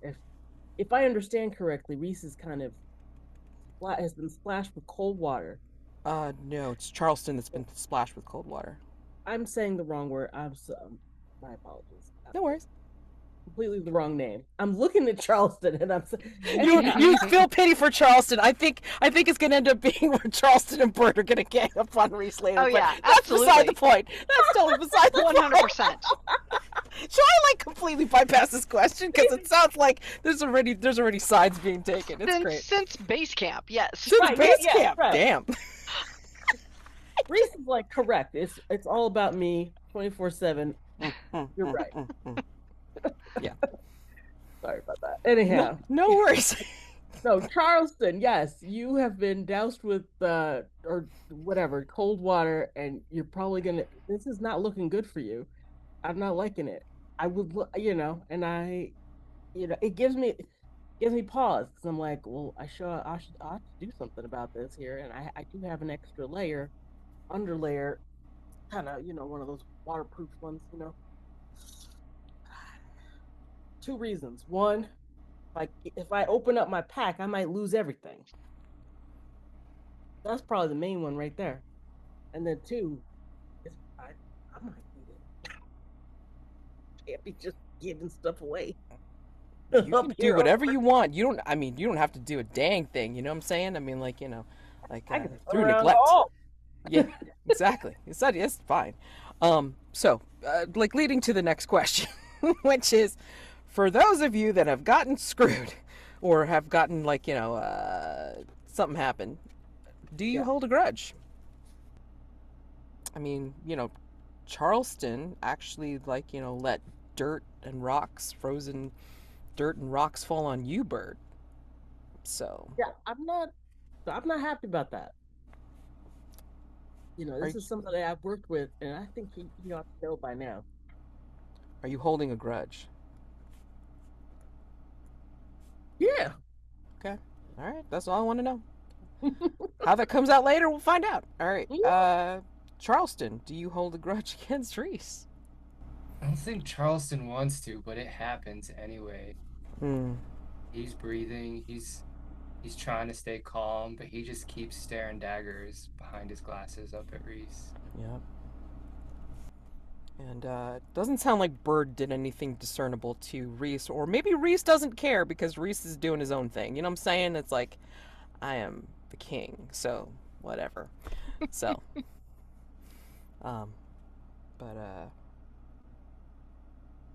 if we think that Reece is completely oblivious to anything going on, then I think so. It's fine. Okay, cool. Fair All right, enough. awesome. No, that's cool. All right. You finally make it through the bone lock chimney, and you come upon archaically dressed bodies lying in tortured configurations on the mountainside. It's a plateau, and somehow all of these people are here in dress that look not of this time. But then you take a closer look. I mean, they're frozen in tableau. And you look, and it's actually the frozen remains of the Godwin expedition. You familiarized yourself with their pictures, their portraits, their press release, whatever the hell it was. You're looking at them, and they're in the configurations as if they've been dropped from a great height. but you don't spot Godwin himself out of these poor people. And another strange thing, they're all missing their hands, cut or torn to ragged stumps, sharp with cold blood at the wrists. Does this disturb you? Does this disturb you enough to make a ruin roll? Yes. So please make a ruin roll. This is fucked up. Higher goes up, right? Yeah, if it's higher, then definitely your ruin definitely goes up. Bird's ruin definitely goes up. Wow. Reece, did you make a ruin roll? Nope, sorry. Yeah, go ahead. Reece stays fine for whatever reason because it matches. But Bird and Charleston, please tell me how this site makes you feel and why you feel closer to the darkness of this haunted space. Well, okay, so uh Bird is, not quiet about how he's no stranger to strange things and seeing bodies in all sorts of configurations and whatnot, but there's something particularly about this, something that it's just it ain't natural, basically, And so he's seen violence, but this doesn't look it just doesn't look right. It doesn't look like it was done by either a wild animal he's seen and interacted with or heard about, or if it was a human, well, they sure as heck weren't in their right mind, and that's worrisome for sure. That's kind of where he's at with that. I do think he wants. I think he's gonna want to take a pause and maybe they're moving too quickly and they need to actually figure out, is there something more to this situation? What else is around here? What are we missing? Charleston, how do you feel? Charleston moves up next to a little past Bird, a little past Reece, kneels down in the snow, pulls up one of the arms, the stumps, looks at it, checking to see, same as Bird, was this an animal? What was this? Moving his fingers over the stump, and then there's just this strange impulse to just push them deeper in. And Reece, seeing this frozen tableau with the strangeness of the handless people, why are you so grounded, calm, oblivious? You check our safety. Hmm. He doesn't really know what's happened here. But the first thing that's gonna come to mind is just survival. But then afterwards, after he realizes it's everybody, it does make him now question Godwin. Yeah, Godwin's not here. Right. So, and then for Bird and Charleston, let's see. Charleston, your another condition because of the ruin is strange impulse, and for Bird, your condition is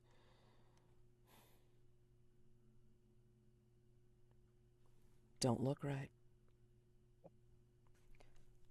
I have questions.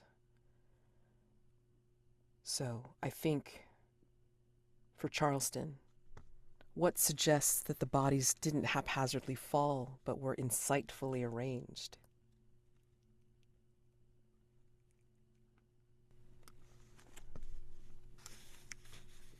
Charleston looks around, looks up. There's there's no way they couldn't have fallen. The closest ledge is way over there. This is like a plateau. They couldn't have fallen. Yeah, and there's something almost geometric, if you don't mind me saying. So it looks Yeah. like it looks too arranged. You know, Yeah. something just doesn't look right about this.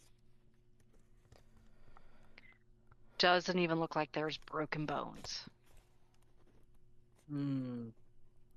Mm-hmm. I think you're right, Reece. That is exactly what it looks like. I think, Reece, because you're still put together for some weird ass reason, I think you can answer this question better than the other two. What vital supplies can you loot from them? Hell yeah. Um, let's go with any sort of extra climbing related gear, whether they're like pitons, Mm-hmm. hammers, anything like that. Um, anything that might kind of more metal related, obviously, but anything that might be used to make camp with or to help with camp. And Bird, Uh, what respect do you give to the dead, if any? ah. Stop I Reece mean, from ransacking the bodies.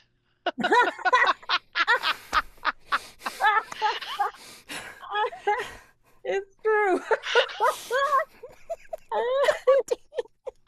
Like I just feel like you're like watching Reece just like checking all the bodies or whatever. You're probably just like, dude, stop. The fuck, Yeah, man. yeah. Okay, so I mean, I think when we all first saw this setup, this whole arrangement of bodies and whatnot, you know, Bird had to take a moment because that was just too much, and so he Absolutely. looked away a little bit, Mm-hmm. just a little bit, and so he saw, he saw. I'm gonna get the name right here, Charleston. There we go. Uh, he saw Charleston go over and examine the bodies. No, no, no, no, no, no, no. I'm not going anywhere near them. But then when Reece goes over and is picking and whatnot, Shopping. shopping, yeah, as it were. Right. This is not EMS. No, just kidding. Jesus. Anyway, Reece, what do you think you're doing? Don't you have any respect for the dead? They're dead. They can't use it. I hate that you're right. But you could have at least waited. We could say a prayer or something. All right. You want to say a prayer? Say a No, prayer. fuck no. Would be the point? What kind of God would let this kind of shit happen? Yeah. Maybe it was Godwin. Huh? You got jokes. Just saying, he ain't here. Yeah, something's fishy. You don't. Something Don't think they cut their own hands off. No, I don't think so. I do not think so.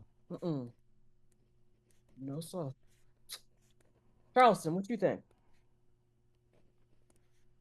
I mean, like, yeah, but why? Unless he just came up here to die. Godwin? Yeah. Like, Well, why? why would he Why cut get off rid the of all? hands of his people? Right.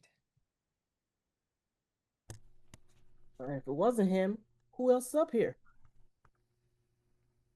I mean, maybe he lost oxygen up here. I don't know. Went crazy.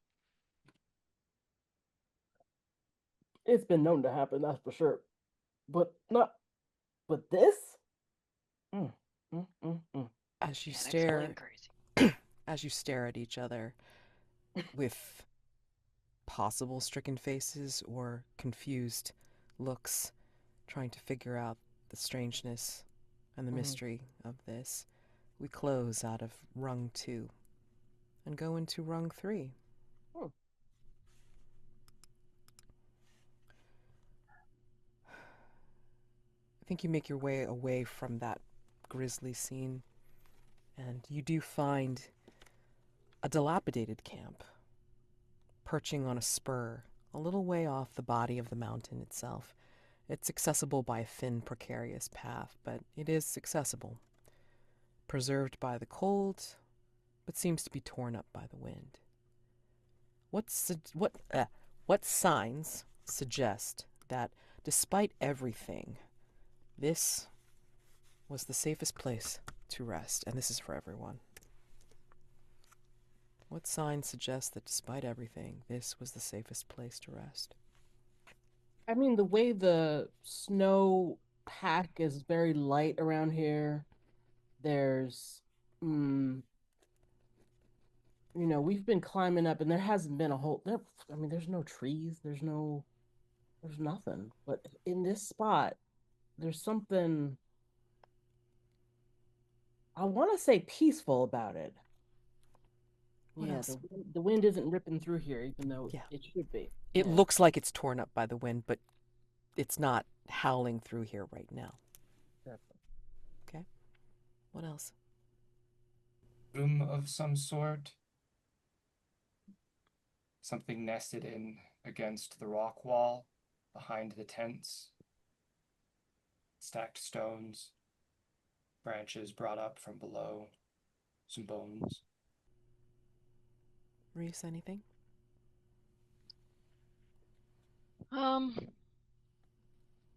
Question. Yeah.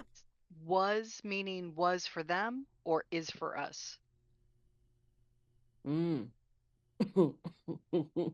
That's how it was presented in the incursion.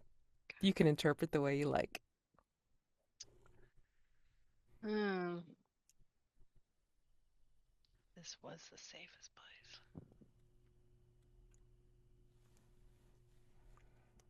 Well, like it was, but now it isn't. Yeah. I'm gonna go with that there are numerous boot prints. Like this was well traversed, just don't know when. Right. Mm. Yep. Okay. But given the particular position it's in, you find that you can take a few moments of rest here. And I will ask each of you a question. Charleston, why have you used more bottled oxygen than you were expecting by this point in the climb? There's a habit Charleston has had for a while. Helps chill the nerves, take off the edge, keeps him focused, keeps him centered. And it's been some time since he lost that habit with the wind moving laterally along the mountain. Still got to do something with those lungs, with his mouth. Got the bottled oxygen. They'll have to make do. One of you will find, amongst the stuff that's still here, you'll find Godwin's rime-caked diary. A layer of frost. Maybe some of the pages are soaked and yet frozen through. Mm. And I'm going to ask each of you a question about the diary as you pass it amongst yourselves, looking it through, skimming it, or possibly even reading it deeper than anyone would. Bird. Mm-hmm. What bleak superstitions about the weather and mountain clearly gripped Godwin? I'm flipping through. I'm not trying to read it too in depth. This man's private word. But I'm also looking to see if there's any clues, anything useful that we need to know. And I keep seeing mention of the evil howl of the mountain's evil howl, and other something similar, something like laughter that comes from the deep.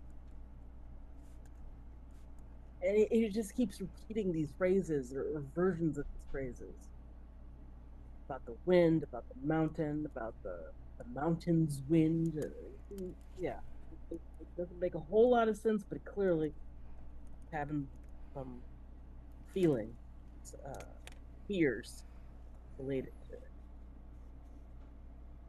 Maybe as you're reading that particular passage about the mountain's wind and then the repeating phrases of the evil howl and laughter, maybe you hear something distant because the wind is around the camp as instead of through the camp. You hear distantly. Mm. It's Grandpa.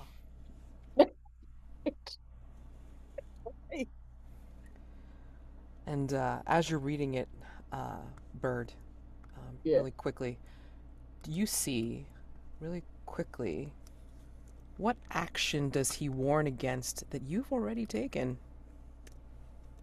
Mm.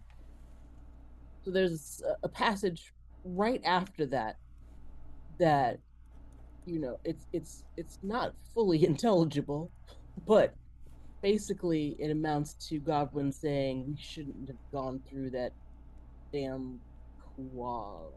Couloir, the carrion couloir. Mm-hmm. He did. When you see that, how do you feel?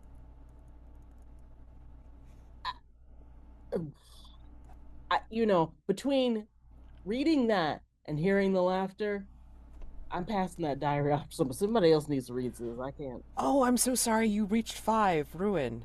Yeah, Okay, my apologies. So, uh, it's time for me to do something about for yes, so I should have been more careful to watch that. So what happens when you reach 5 ruin, since you're so close to 6, oh shit, is that you have the option of a reduction roll.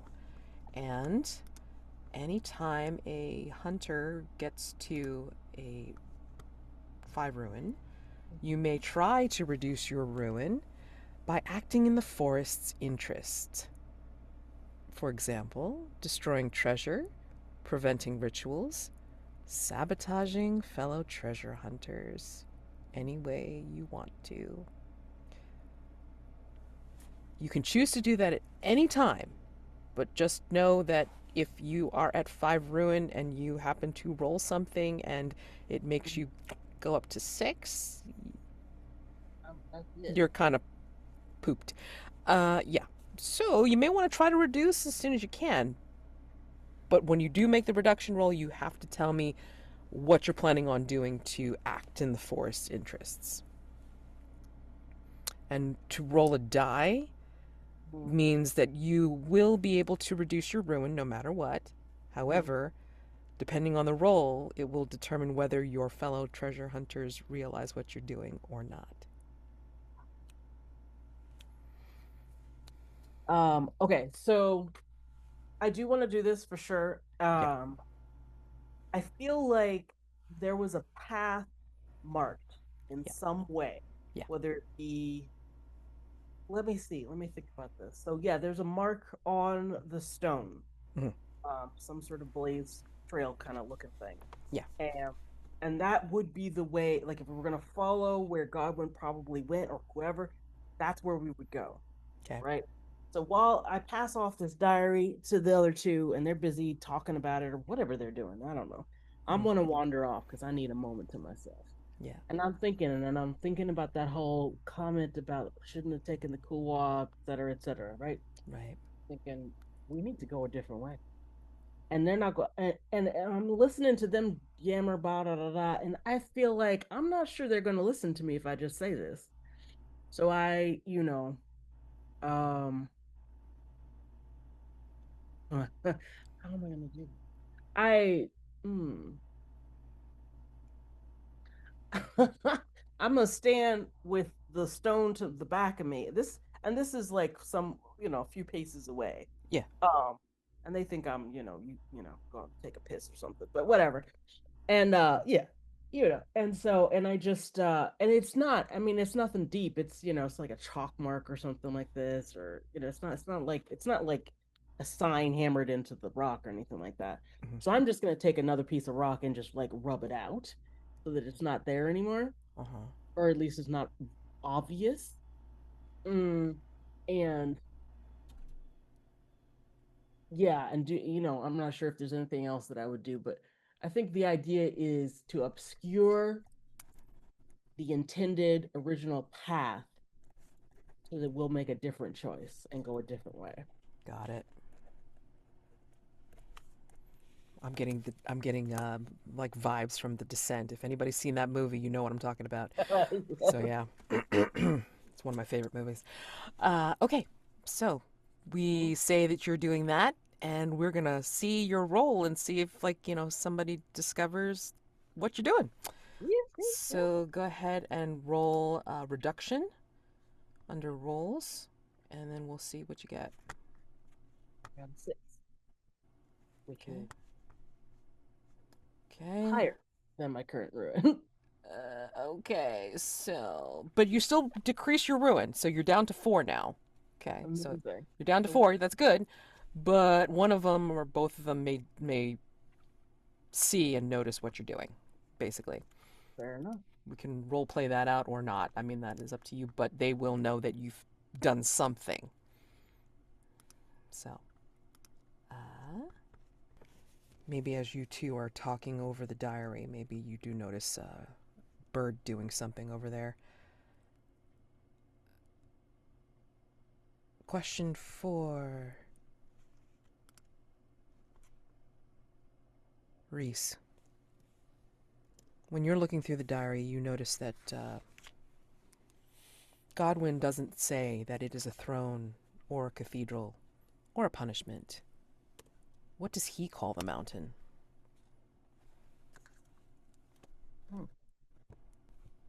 Limbo. Interesting. Mm-hmm. And Charleston, maybe you're flipping through and you notice in a particular entry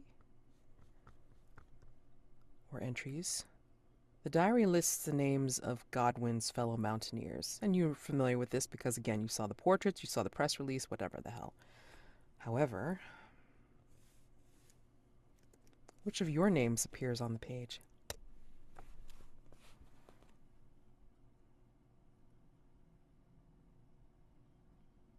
Charleston, Reece, or Bird? To be Charleston. I mean, his history, it's the only thing that makes sense. Feels so set up for him. Charleston? All right. It's just my opinion. Oh no, I agree. That's great. Yeah, no, I'm down. That's great. So Charleston, you're the one that saw that in the diary. Yeah. Okay. I mean, he can say something or he doesn't have to. I mean, It's in the diary, so theoretically we could read it, but I don't think we have yet. No. Assuming mean- he even used the name Charleston before. Oh, man. whoa! That's a good one. Okay, so yeah, I think as we move from maybe Charleston's face, what do you think of that? Like seeing your name in there? I think it's that same sense of emotion that Charleston was getting when he was climbing the mountain earlier, of just acceptance that this is going to be what it's going to be, and he's not going to know how it all turns out till he gets to the end of it, and just has to keep going. Resignation to whatever fate will play out. But are you weirded out because this is in Godwin's diary? I don't think he is. Okay, no, I'm just asking because I'm like, Yeah. I So think long he as- looks down and sees it and says, and like, it's like, of course this is what it is. okay, fair. I mean, it's all weird shit up here anyway. Yeah, absolutely. All I right. think when he closes the journal to set it, to hand it off or to set it to the side, though, the blood on his fingers from earlier examining the corpse just leaves smudges around the edges.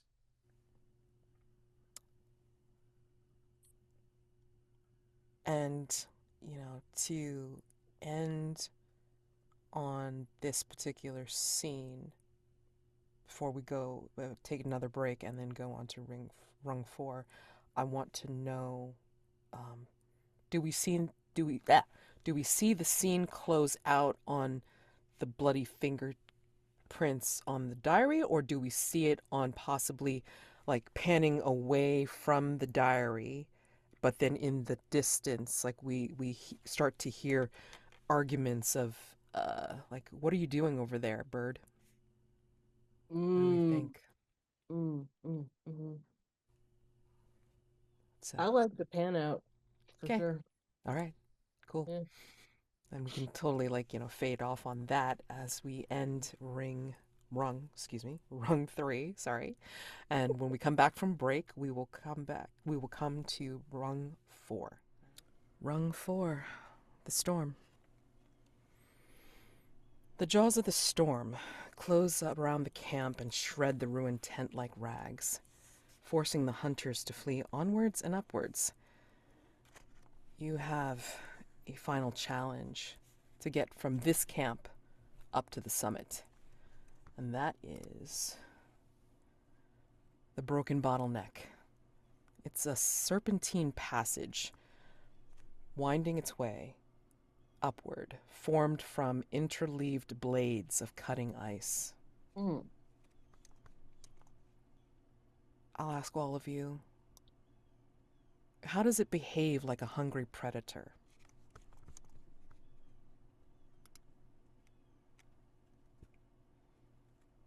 The ice, they feel like a bite, a literal bite. And it's something about the balance of moisture level in the air and the wind and etc. All of those meteorological factors mean that the ice grows like as you're as we're moving through it. So it's almost like it's growing towards us, and then shattering sometimes, but definitely forming these spikes right as if to jab into us. Probably a trick of the light, shadows, maybe just the low oxygen. But the ice itself, all the walls, shouldn't be undulating inward like that. It's Ooh. not happening. Where is it?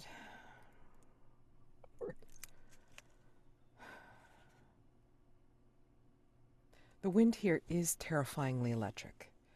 It's so cold, it no longer chills flesh to the bone. It's so cold, it shocks and burns. It's so cold, it feels like it's killing you where you stand. The only way to stay alive is to keep moving, no matter how reckless that may be. As you go through this obstacle, this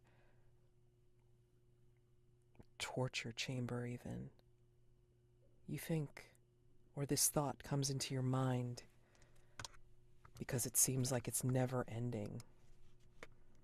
And this is for all of you. It's been a long, long time since you've been able to truly rest in your life. Why?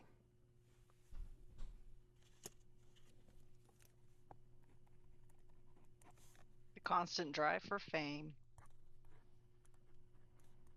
Too many people. Too many people looking for me.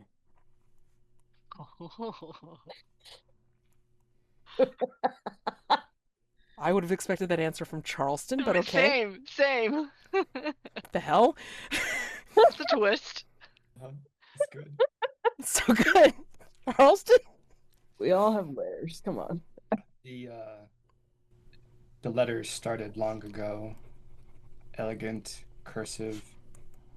The names couldn't follow them, but the instructions he could. So many things that needed to be burned up, released, let go of. So many lives. He's been at it for a while. I think he's finally found the name was signing all of those letters. Mm.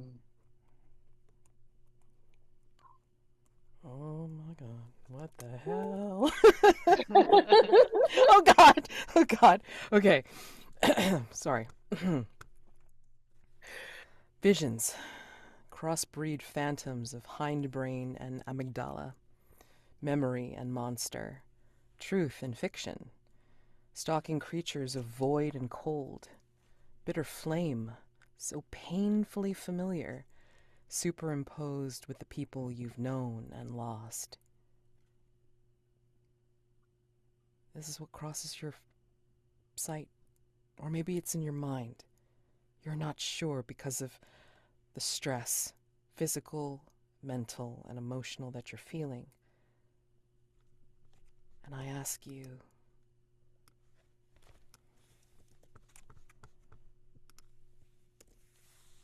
what good reason do you have to think these are no mere hallucinations, but very real and very dangerous?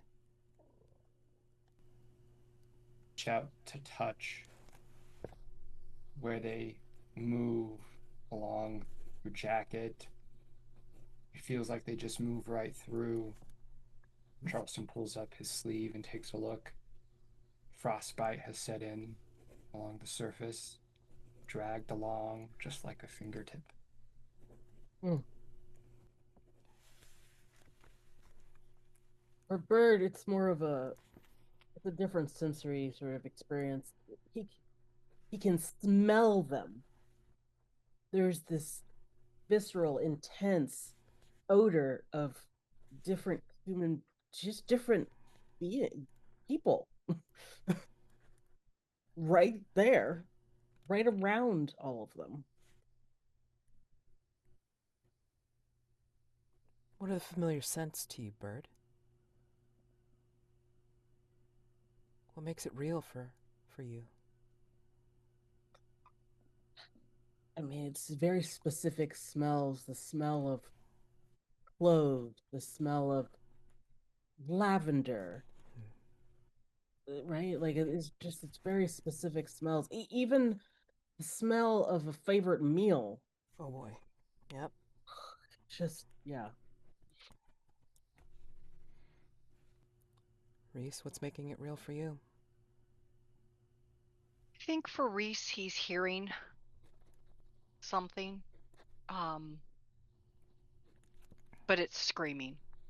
Mm. Mm-hmm. Who's screaming? The Sherpa who got let go. Mm.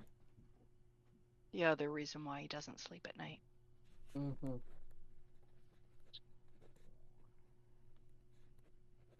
And you and I have never talked about that. Yeah, because we don't know truly in that moment who What let really go. happened. Yeah. Or maybe we both did. Who knows? No video of that moment. Uh-uh. Well, not back then, no. Yeah, No, that right. happened a long time ago Long for you time two. ago. For you Wasn't two. any of that Mm-hmm. nonsense. Maybe 30 years ago. Oof. maybe memories like a bit changed since then, right? So, That's true. It's true. Mm-hmm. Mm-hmm. and I think as you're going through these visions, through the physical barriers and obstacles and uh, all of the things that you're experiencing, smells, sights, sounds, feelings, I think maybe you take a look behind or around you, and your fellow hunters seem to be warping as well. Mm. I want to know, how do your fellow hunters appear to you warped among the monsters of the mountain? I look at Reese and it looks as I'm it looks like he's pulled out that goddamn phone again. But then somehow his hand stretches out and his face elongates. His mouth just becomes wider and bigger, and yeah. It, I look away. It's a little too much, you know. Mhm.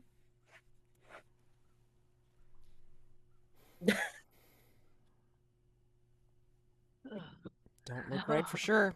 Okay. They don't look right. All right. So Reese is looking at Bird and Charleston, maybe even looking over for kind of that reassurance of what's real, what isn't real. Yeah. And both of them suddenly like raise both of their hands, but it's like this. Mm. No hand. Oh shit. Mm. Stumps, no hands. Okay. Charleston's fighting against the wind, tucked up tight, slips a little, falls against the rock, and looks up at the other two. And there's like this beautiful light coming from within. It's the potential, it's kindling. They could be so warm if caught fire. Mm. Mm. Mm. Run! You're just watching this movie and going, "Will you guys get out there?" Oh my god, it's great. I love this shit. Okay. Sorry. Are these visions? I have to ask. We're getting to this point. It's rung four. Are we getting to this point where this is so fucking weird that I can call for ruin roll? 100%. Oh yeah. Please do. My god. Just like what? I mean, notice he didn't describe to you what he saw looking at Charleston, so Yeah, yeah. there's reason for that. Yeah, I All know. right, where are we at? Where are we at? Oh, here it is. Okay, ruin. Reese is fine. Jesus. Charleston's ruin goes up, I think. Bird, what you got? I don't know if it rolled. Let me try it again. I don't. There we go. Okay. Oh wait, hold on. Oh no. Oh shit. Wait. Okay, there it goes. So two. Yeah. 2. Okay, so yeah, you somehow stay steady. So Reese and Bird stay steady somehow. I don't know how, but Charleston's goes up. So I would like to know how Bird and Reese keep it together, and how Charleston falls deeper into the Mm, depths mm. of darkness. I think Reese is gonna think that he's going through a little bit of hypoxia and he's gonna bust out his oxygen and Got it. Yeah, and Bird. I mean that's a logical response, but Bird feels like he needs more than that. It needs to come from in here. He needs some centering. He needs to be grounded. So he just looks away from Reese and doesn't even bother to look over at Charleston to see this. Who knows what he would see? And he just closes his eyes and like puts his hands like this, and and just tries to find that center, that light. And yeah, and he's just kind of focusing on this light that he always gravitates towards whenever things get a little too hairy, a little too intense, and he's trying to keep from ripping somebody's head off. you know he just wants to calm himself down. I could see Bird like reaching up absently minded, like the hat. Like Yes. Oh, Oh, yes. Oh, the and pain. really has to like pull it together. Yep, yep. Mm-hmm. reaching for the hat that ain't there. Oh my Woo! Come on. god. Holy crap. Okay, but you still keep it together somehow, but I want to know what Charleston feels to descend further. Charleston has in their hand a lighter, and they just keep clicking it. The sparks, you hear it. It's something comforting, and they can feel those fingertips dragging over their skin, drawing out the frostburn lines to continue the tattooed sleeve, but it's continuing, expanding beneath their coat, beneath their jacket, across their body.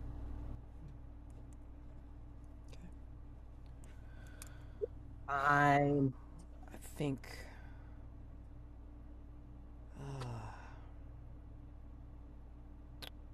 Gotta give you a condition for that. Hold on, let me think about this for half a sec. This will be a combo. So your condition, Charleston, is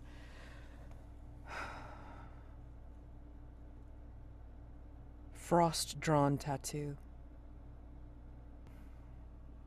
You make it through the bottleneck, and you start to see diffused rays of sunlight shimmer overhead as you flee and forge onward.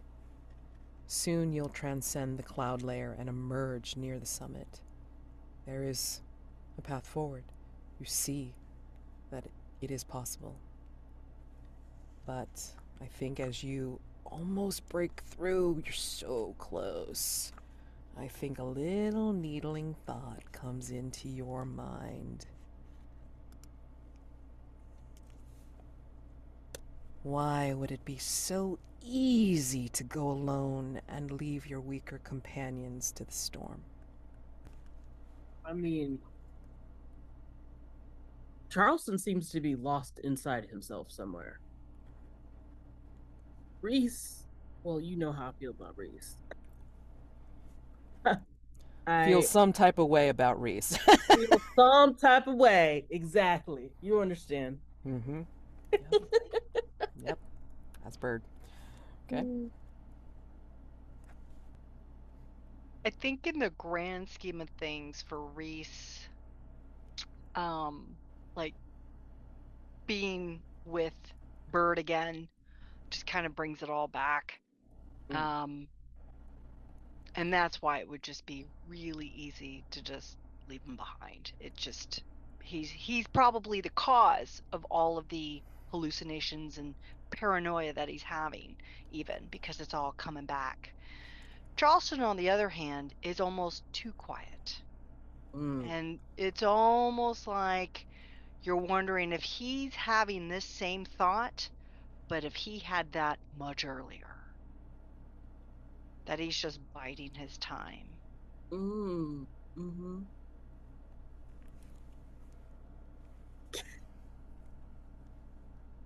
Charleston? So Charleston thinks that with the way things are going, if things come to blows at the end, it'll be just much easier to come back and get the bodies.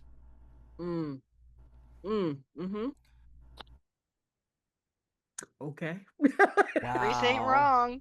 Yeah, it's true. I mean, not wrong. Yeah, sure. Paranoid. Yeah. Hey, whatever works. Is it Whatever still works. paranoia if it's based in fact? Yeah, right? Exactly.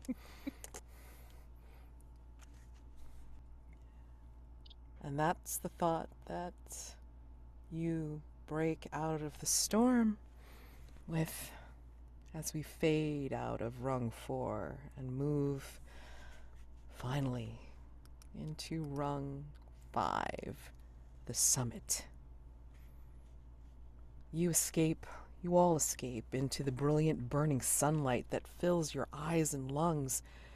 A final ridge leads up to the top of the sky, where the sun is still rising from behind the mountain. Something standing at the peak casts a long shadow down, a safe shaded path for those who can keep a steady pace, but it shrinks as the sun rises and is only wide enough for single file. Here's a thought.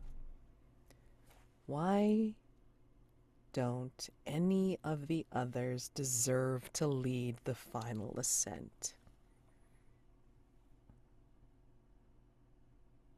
this thought in each of your minds. Why do you think that the others do not deserve to lead the final ascent?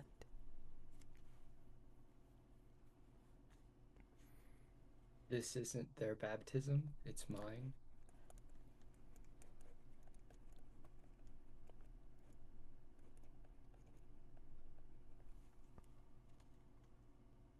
Because, honestly, there's just nobody stronger. Like, it's not even a question. Reece is so self-centered. That from his perspective, it really is because nobody else will know. Whereas he could share it with the world. So self. Wow. Amazing. Yeah. Far above, on the summit, stands a frozen silhouette, arms stretched wide to embrace the killing light. Do what you must before respiratory starvation sets in.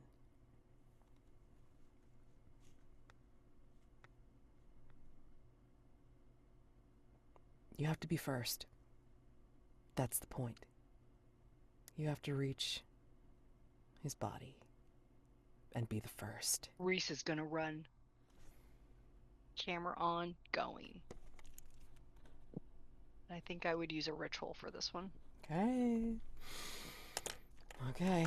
So, before we start that, I want to know if you all are acting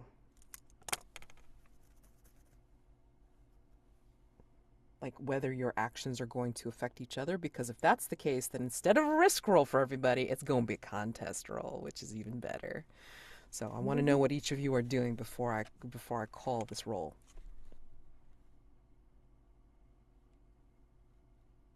It's only Well, wide enough for single file to get to this. the body. Yeah. I mean, Bird would probably just instinctually immediately swing the ice pick. What do you call it? The walking. Yep. Yeah. Ice pick, ice axe, whatever you got. Yeah. Whatever it is. With the intention of tripping / stopping Reece. Okay. All right, and Charleston. Charleston takes that lighter and an oxygen bottle and turns it on the others. Which Okay. is also a potential ritual depending on how this goes. Well, I mean, like, a contest roll, I mean, like, you can, depending on where you fall in it or whatever, then you'll be able to narrate however the hell you want to take out your companions and such, because that's for stakes. So let's go through this via the reference sheet. When treasure hunters act against each other, they must agree on what's at stake. Somebody gotta be first. That's what's at stake. And whether it be going against each other or just trying to get there before others can act, that's what's going on. So here's the fun. You each take a light die if you have a skill or equipment that makes the contest easier. Charleston is using the oxygen bottle. All right. And, we'll call that equipment that he's got to use. All right. And then possibly a ritual. So that's fine too. Reece, you're just trying to be the fastest. So what are you thinking that you're using to help you with this? It could be escape. Okay, that's fine. That's good. And then Bird, you're planning on swinging that ice pick or axe. I mean, I've got either violence or intimidation. I'll Yes! just go. Let's go with violence. Yeah. The violence. Okay. First light die for everybody. Yay. All right. Now, you take one light die for every mark of ruin that you currently have. So that brings the total for light die for Bird and, well, everybody. Everybody's got the total of 5 light die. Okay, great. So you start to build in the contest roll. All right. So 5 light die. And then the dark die contest itself is inherently deadly and dangerous. So, yes, you get that first dark die. Now, here's the fun. You can put as many dark die as you want in that roller. However, you must remember that for every dark one that you get, you add a point of ruin to your current total. What? Yep. This is So Endgame. you could Go for it. conceivably right? wait. So the way it works is that like once the dice are rolled, right? We count the sixes. So whoever has the most sixes, will win the thing. And if there's a tie or if there's no sixes, we go down to fives and like whatever until we have a clear winner, right? And then go down in the order from there. But again, if you hit any dark ones, those points get added to your current total. So you could totally win, except your ruin And goes die. over 6. And you can narrate that shit however the hell you want. Believe me, some strange crap happens when you get lost to the haunted environment. So it's fun. You have to think about like how you want to strategize things. Get enough dice to win, or take the risk and see what you get. Another blaze of glory. I will say, and I will tell you this because it has happened. Somebody actually like put in like 200 dark die at one point. What? Yeah, it's fun. This dice roller will take it. Don't ask me to count that shit. I'm just saying, it is possible, but think on that. Like every dark one you get will add to your ruin total. So think about it. Okay. So plug in your 5 light dice and however many dark die you want. Okay. I will count down for the actual roll button. Hold on, don't do it yet. Oh, too late. Dang, bird. Okay, go ahead, roll. It's already there. Okay. Wow. 3. Oh, wow. Damn. Oh! Bird gets 3 6s. And then it's Charleston next, and then Reece. Whoopsie. Wait, let's see. Oh boy. Okay, so Bird, you get 1 more point of ruin, so you're up to 5. And Charleston. I think Bird wins. Charleston. Right? Yes, but Charleston gets 2 more points of ruin. Oh, because of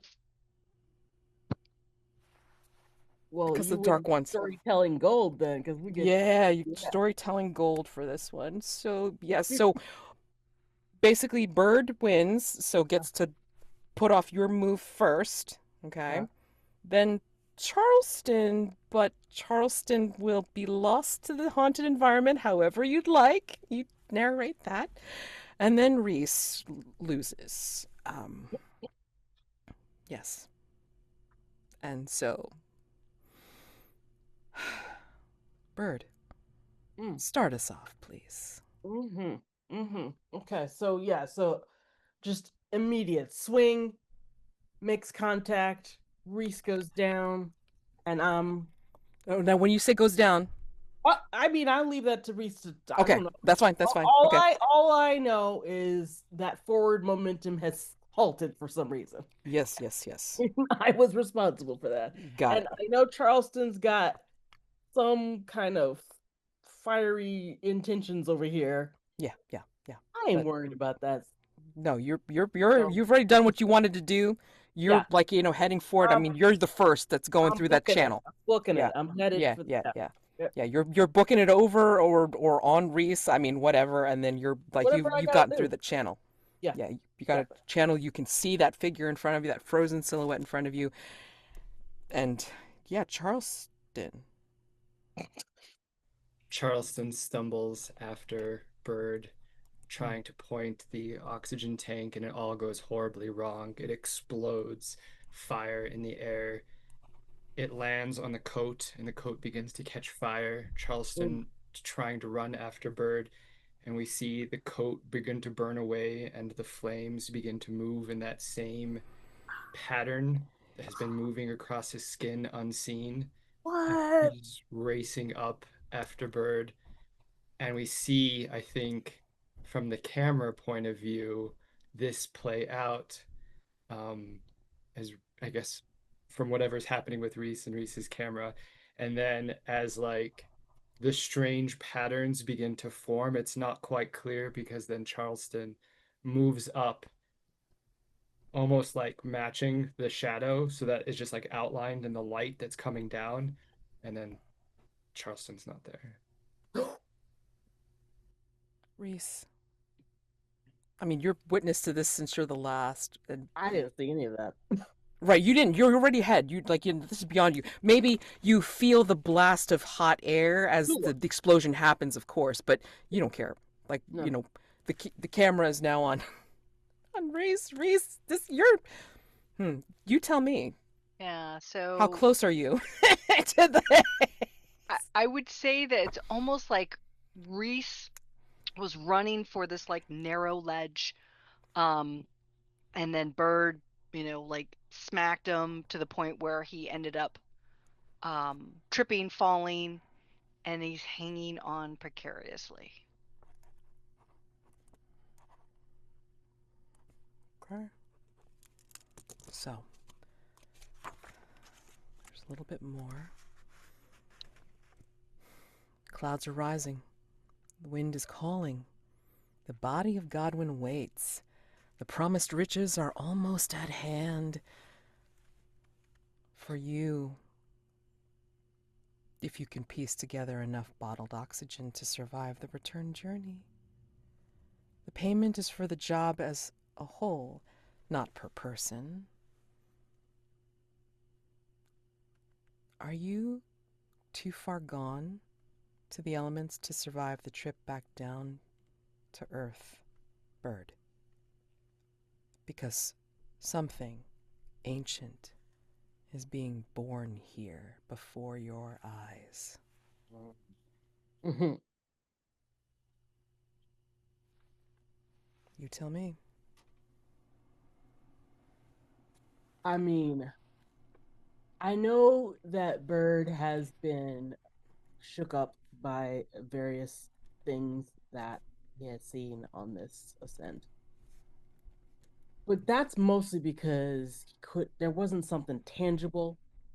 You see what I'm saying?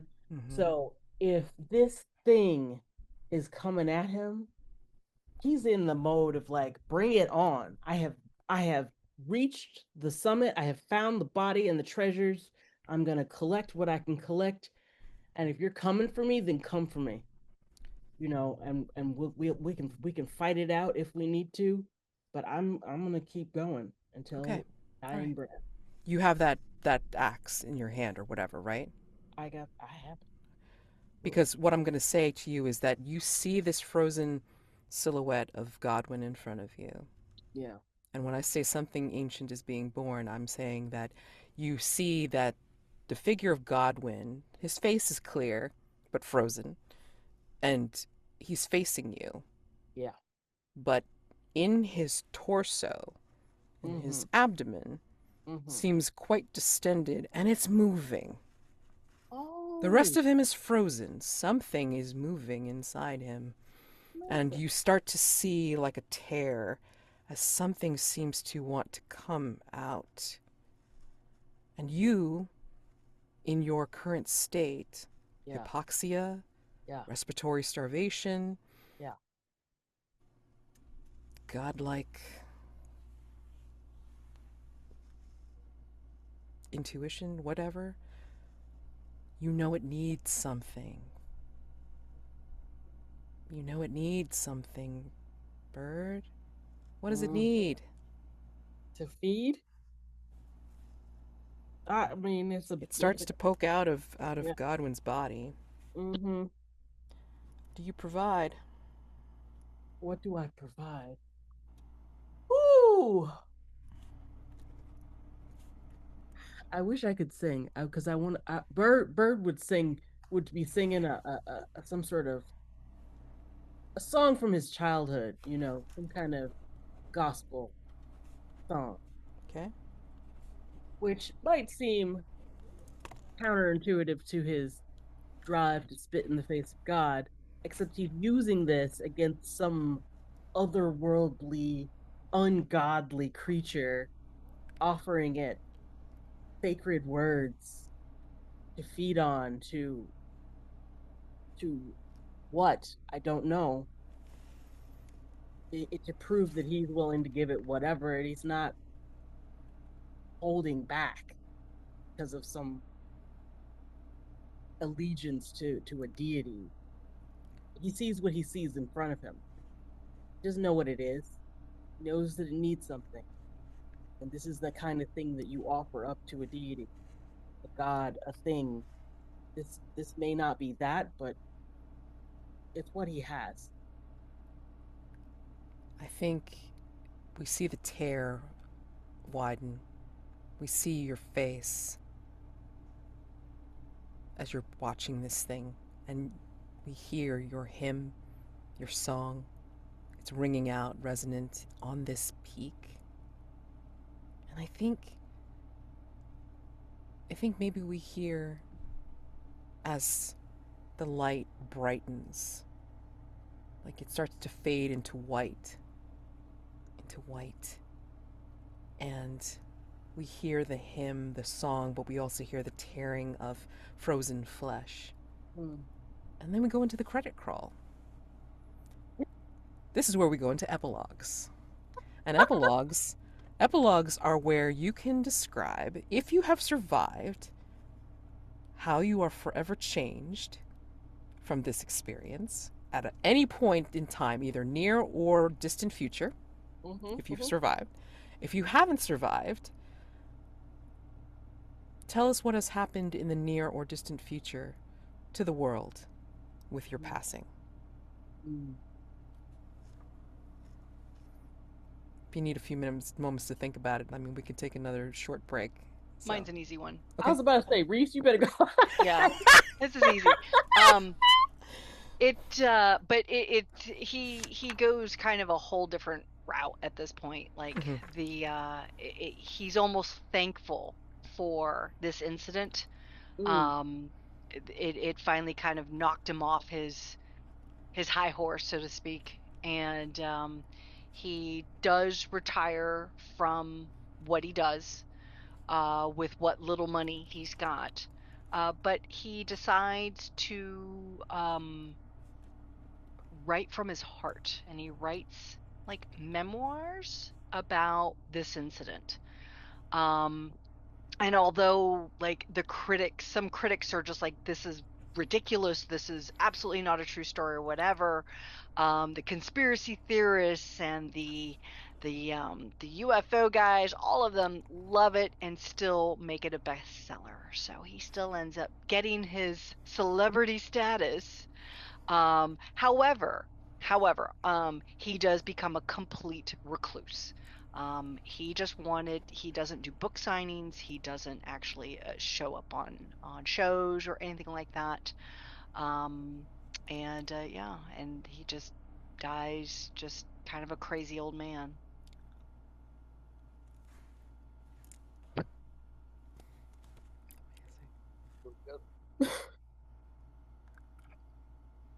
Whoever wants to go next. Again, near or distant future, whatever you want to say. We see a van pull up. The camera pans back, and it's, mail delivery. A person steps out. They have an envelope. They go over and they ring a doorbell. Someone answers. Looks somewhat similar to Charleston. Younger brother, maybe? Hands over the letter. As a greeting. The young man opens the letter, and it's in that same elegant signature of the letters that Charleston received previously.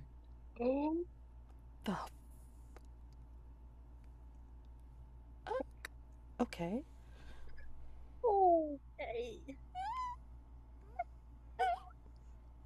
Okay. Bird. Okay. So, we see Bird, what looks like Bird. Don't look at me like that. Sorry. You heard what I said. Okay, it's fine. Just keep going. Fine, fine. Yeah, we see what looks like Bird walking down the street, in his full just, you know, looks like he came out of uh, a Western, He's got a hat back, it's a new hat, looking pretty fly. And he's humming. And well, of course, he's humming that same song that you heard back when he was on Summit Mountain with that whatever that creature coming out of Godwin's frozen body. And he's humming that song. And he's got a pep in his step that doesn't you didn't see that before. I mean, you saw some confidence, but not this. This is pep. This is like youthful even. And he's walking down the street and he stops and he's stroking his mustache and he's looking around. And it looks like he is getting ready to sit down to a feast. Looks not like hungry, but like salivating, like ready for a feast. And we see this quick flashback to the summit with that beast coming out and everything. We don't see exactly what happens, but the creature takes over. It jumps, it launches itself into and over and up around his body, and we hear the laughter, and you don't see Bird anymore, but you hear him say, "Grandpa," and that's it. Done.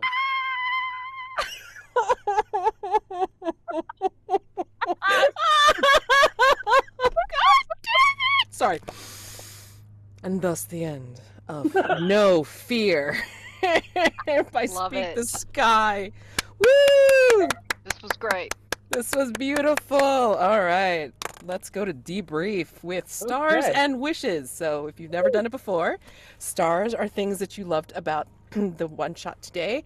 Gameplay, role play each other, and then wishes, well, even though it's a one shot, did you wish that you wanted to see anything else, or if you were going to run this or play this again, like anything that you would wish, you would like to do for it.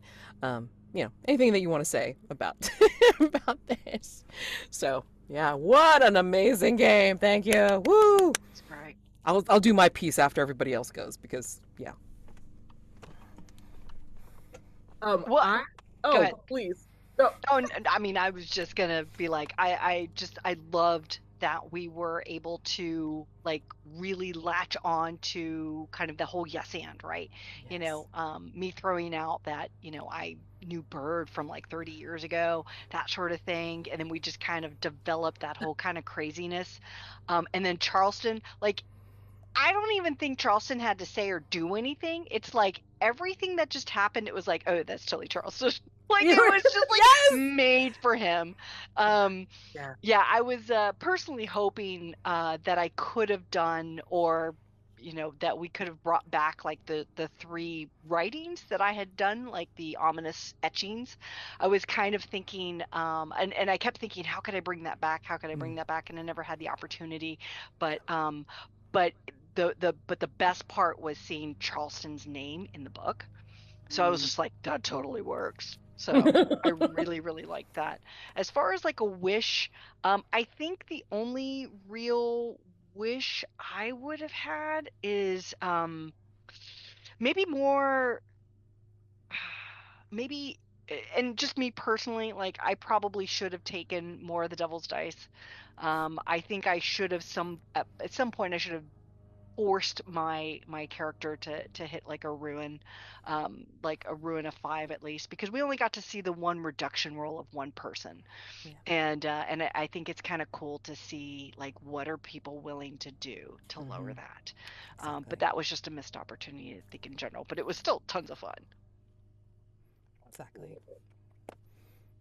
Yeah, goodness. You've never played this before, so what do you think? I've never played this before, and I love it so much. It's so much fun. I mean, okay, physically I couldn't do this for 4 more hours, but I like just the vibe. I feel like I'm in it, and you all were in it, and it was just like, I don't know. There's something about this way that it was set up, the way that you, Mads, set up this space for us, that it was so easy to just slip right into those characters, and like Steph was saying, just build together, the three of us. And honestly, I mean, I've never met any of you before, but I feel like we really We are meshed. bonded. We were bonded. We went Yeah. through something. Trophy So makes you do that. Yeah. yeah, Really I does. see that. I see that. And I just, more specifically, Danny, wow, you have this like quiet presence about you, but it works so It perfectly, does. that character, and for this storytelling, because it's like, oh no, you need to pay attention because there's some depth there, and there's like, don't underestimate now, because he's gonna come through with some stuff. And I love that about your storytelling. um and Steph, yeah, I mean, just right back at you with the building character development and like our backstory and intertwining that. It was beautiful, and I really appreciated you sort of giving me that opportunity to do that with you. So, thank you. I don't have any wishes. I, other than I want to do more of this. I will. I'm trying to figure out a day that I can just do like a trophy da day. You know what I'm saying? And like offer more trophy. But it's yeah, I'm busy. If you watch my YouTube channel, you'll know why. But yeah, I definitely want to do more trophy because it's like, not that I'm necessarily just known to be a trophy GM, but because Yeah. I really do enjoy this system a lot, and it's just so fucking versatile because you got the two flavors. You got dark, which is like this, and you've got basically dark is like an A24 movie that you're living, basically, and then Yeah. gold is more of a desperate situation where it's like adventure with a bit of dark, very, very possible to it, which is what I love. Yes. So, yeah. Anyway, if I can, I will. I mean, yeah, like, like let's work on some scheduling here. Get past the scheduling gods, and then like we'll see if we can give you more of this. Because believe me, I know what you're feeling. This is how I felt when I first played it. So. Stars to space for Thunderbird was great. There was like this real rich sense of character that was like, it felt really easy to latch onto, something really comfortable about them. I thought that was really great.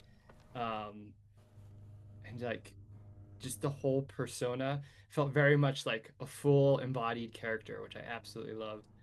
Um, and star for Reece being a character that is so easy to hate everything about them. Like right from the get-go, it's like, oh, we know this guy. We don't like this guy. It's so great when somebody brings a character like that into a game because it gives us all something to just latch on to immediately, and it feels so perfect. Um, and Star Mads for like setting all of this up, how you executed on all of the descriptions, and the questions were amazing, and the reincorporation of that.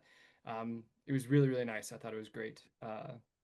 I think I have wishes of absolutely wanting to play this again for sure, and getting a chance to play with all of you again. This has been a really great experience. Um, I think, which is also kind of hard to do in a one shot. I feel like I'm not very good with one shots, but like a little more character interaction. Oh yeah. But just like in all fairness, like it took me a while to figure out stepping into Charleston. But that was really all I can think of there. On the note of like how this game feels, this feels really reminiscent to me of my experience playing the Zone. If you've played the Zone, I haven't had a chance yet. No. oh, you should totally find an Okay. opportunity to play the Zone. It is amazing. It feels similar to me. It's really great. Awesome. No, that's wonderful to know. But yeah, I mean, normally I like to do trophy as a two shot because, as you say, I like to give characters room to breathe and figure themselves out. So, like, we'll do maybe like the first two rings, rungs, whatever the heck, you know, to just establish things, you know, in the very beginning, especially because character creation is part of it as well. So you only have time to do like the first 2 rings in the first section, and then part 2, that's when I really go hard and like have people like really like, okay, you're like figuring the stuff out and you're getting suspicious of each other. All right, great. And then like you again have more opportunities for you know, character development and like, you know, being able to have scenes with each other and all this kind of stuff within the mix of the rings and everything. But you guys were amazing. I mean, again, it was a one shot because it's part of an event. That's true. But even so, I felt I knew these characters and how deep they were, even just for the small amount of time that we got to know them. Reece, yeah, love to hate him and like influence or fail and all this kind of stuff. It's just like, oh my God, why? And then Bird, just like such a down home kind of, you know, guy who like sensible, but knows there's something fucking wrong going on, and I love that, you know, so, like the common sense of the group, but oh shit. And then Charleston, there's something deep going on there. We still and don't have answers. we have no answers, and I love that. We There have has no to be one answers. character that you just don't know, and it's beautiful. I'm happy with not knowing. I mean, like, you know, if if ever you want to bring Charleston back in a different game, sure, absolutely, why not? You know, we get the lore of Charleston. Okay, great. I already have another a trophy gold game that you could possibly stick Charleston in. Oh my God. But yeah, I mean, like, I just loved all these characters. I mean, like, you guys, between the different types of narration that you had and descriptions and the answers that you had for the different questions, this is very rich. Like a star, immediate star, and thanks to Speak the Sky for this particular incursion, which is part of the big anthology, because this is incredible writing. I mean, most of this is their questions and their prose. So, I mean, like, you know, I am only taking credit for the presentation. So that's it.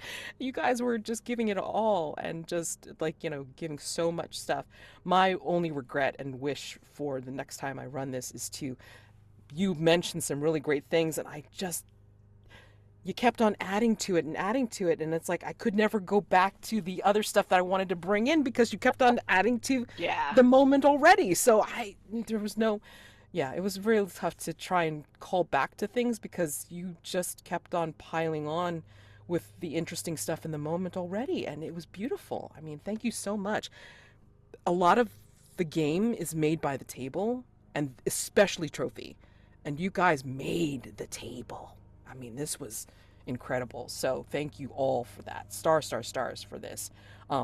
Individual moments. I mean, like, you know, just yeah, Charleston's reaction to the going through the particular, what was it, the bottleneck or something like that. I mean, like, you know, the things that he was experiencing, and then just like, you know, the frozen tattoo, like, you know, like working its way through his body, if that's what was happening. I mean, like, you know, really delving into that whole like punishment of himself. And then Bird, I mean, like, I thought it was counterintuitive, like, for what you did at the end, Space, you know, like he was singing to the god but not spitting on it, and I'm like, that makes sense. Actually, it does. Yeah, for Bird, yeah, it does. I think he would. I think he totally would. I mean, because he's not gonna, yeah. And then, like, for Reece, consistency all the way through. I mean, like, a perfectly terrible character, Steph, and you did such a great job with him. Awesome. Brilliant. Absolutely brilliant. So I enjoyed myself. And, like, one of the things that I always say to my campers, I also run some game facilitator camps for Open Hearth as well. It's like one of the things that I also say is, like, you know, you are also a player, even as a GM, and an important thing to remember is that you need to have fun too. And I had such a great time with you guys. This is so much fun. Thank you so much. Oh my gosh, I want to play with you guys again. That's just why I also gave you an invitation to my server, so you can meet a bunch of other weirdos that maybe like games like similar to the ones that you like too. So get together, like, you know, have games together. That's another reason why I have the server that I have. So meet your people, meet your bunch of weirdos. You know, That's my lopsided house over there. So anyway, I hope to have this out if with your permission to be able to edit this and then put it on my YouTube channel. YouTube channel. It's like when you said that, Steph, I was like, YouTube channel. Yeah, it's only my YouTube It's channel. home, It's fine. doesn't it? It's okay. It's all right. It's okay. It's all right. That's all right. I'm like, I take no insult from that. It's like I'm the one doing it. It's fine. But I thought that was hilariously funny. I wanted to just like, oh, thanks. Okay. It's all right. It's all right. But it was all good. Anyway, yeah, so I'm gonna at some point this week I will post this on my YouTube channel and add it to the shared Hearth playthroughs, which again was so good. Thank you. So you guys enjoy the rest of your shared Hearth weekend. If you are going to be joining any other games, happy gaming to you all, and hopefully I see you more on the server, and then if there's any other games that come up, whether I'm running them or one of the other server members are running them on Open Hearth or my server or whatever. I mean, enjoy your games. This is excellent stuff. And hit me up if you do want to play more trophy. I'm trying to find more time to put in some more dang trophy, and also to try to have more 2-shots again, to have time to breathe. And if you want to try trophy gold, that I usually run as more of a series. So you can check out my YouTube channel. I have a playlist for trophy gold. Usually I run trophy gold more as a 5 or 6 shot, because that's what it requires with all the sets that are in it. So it works a little bit differently. It's not on a 5 ring structure. It's more on a however the hell many sets are in it. And there you go. So again, I wish you all well. This was a wonderful game, and happy gaming to you all. Thank you so much. Yep. Take care, everyone. Take It was care, great everyone. meeting you. Great meeting you. Bye.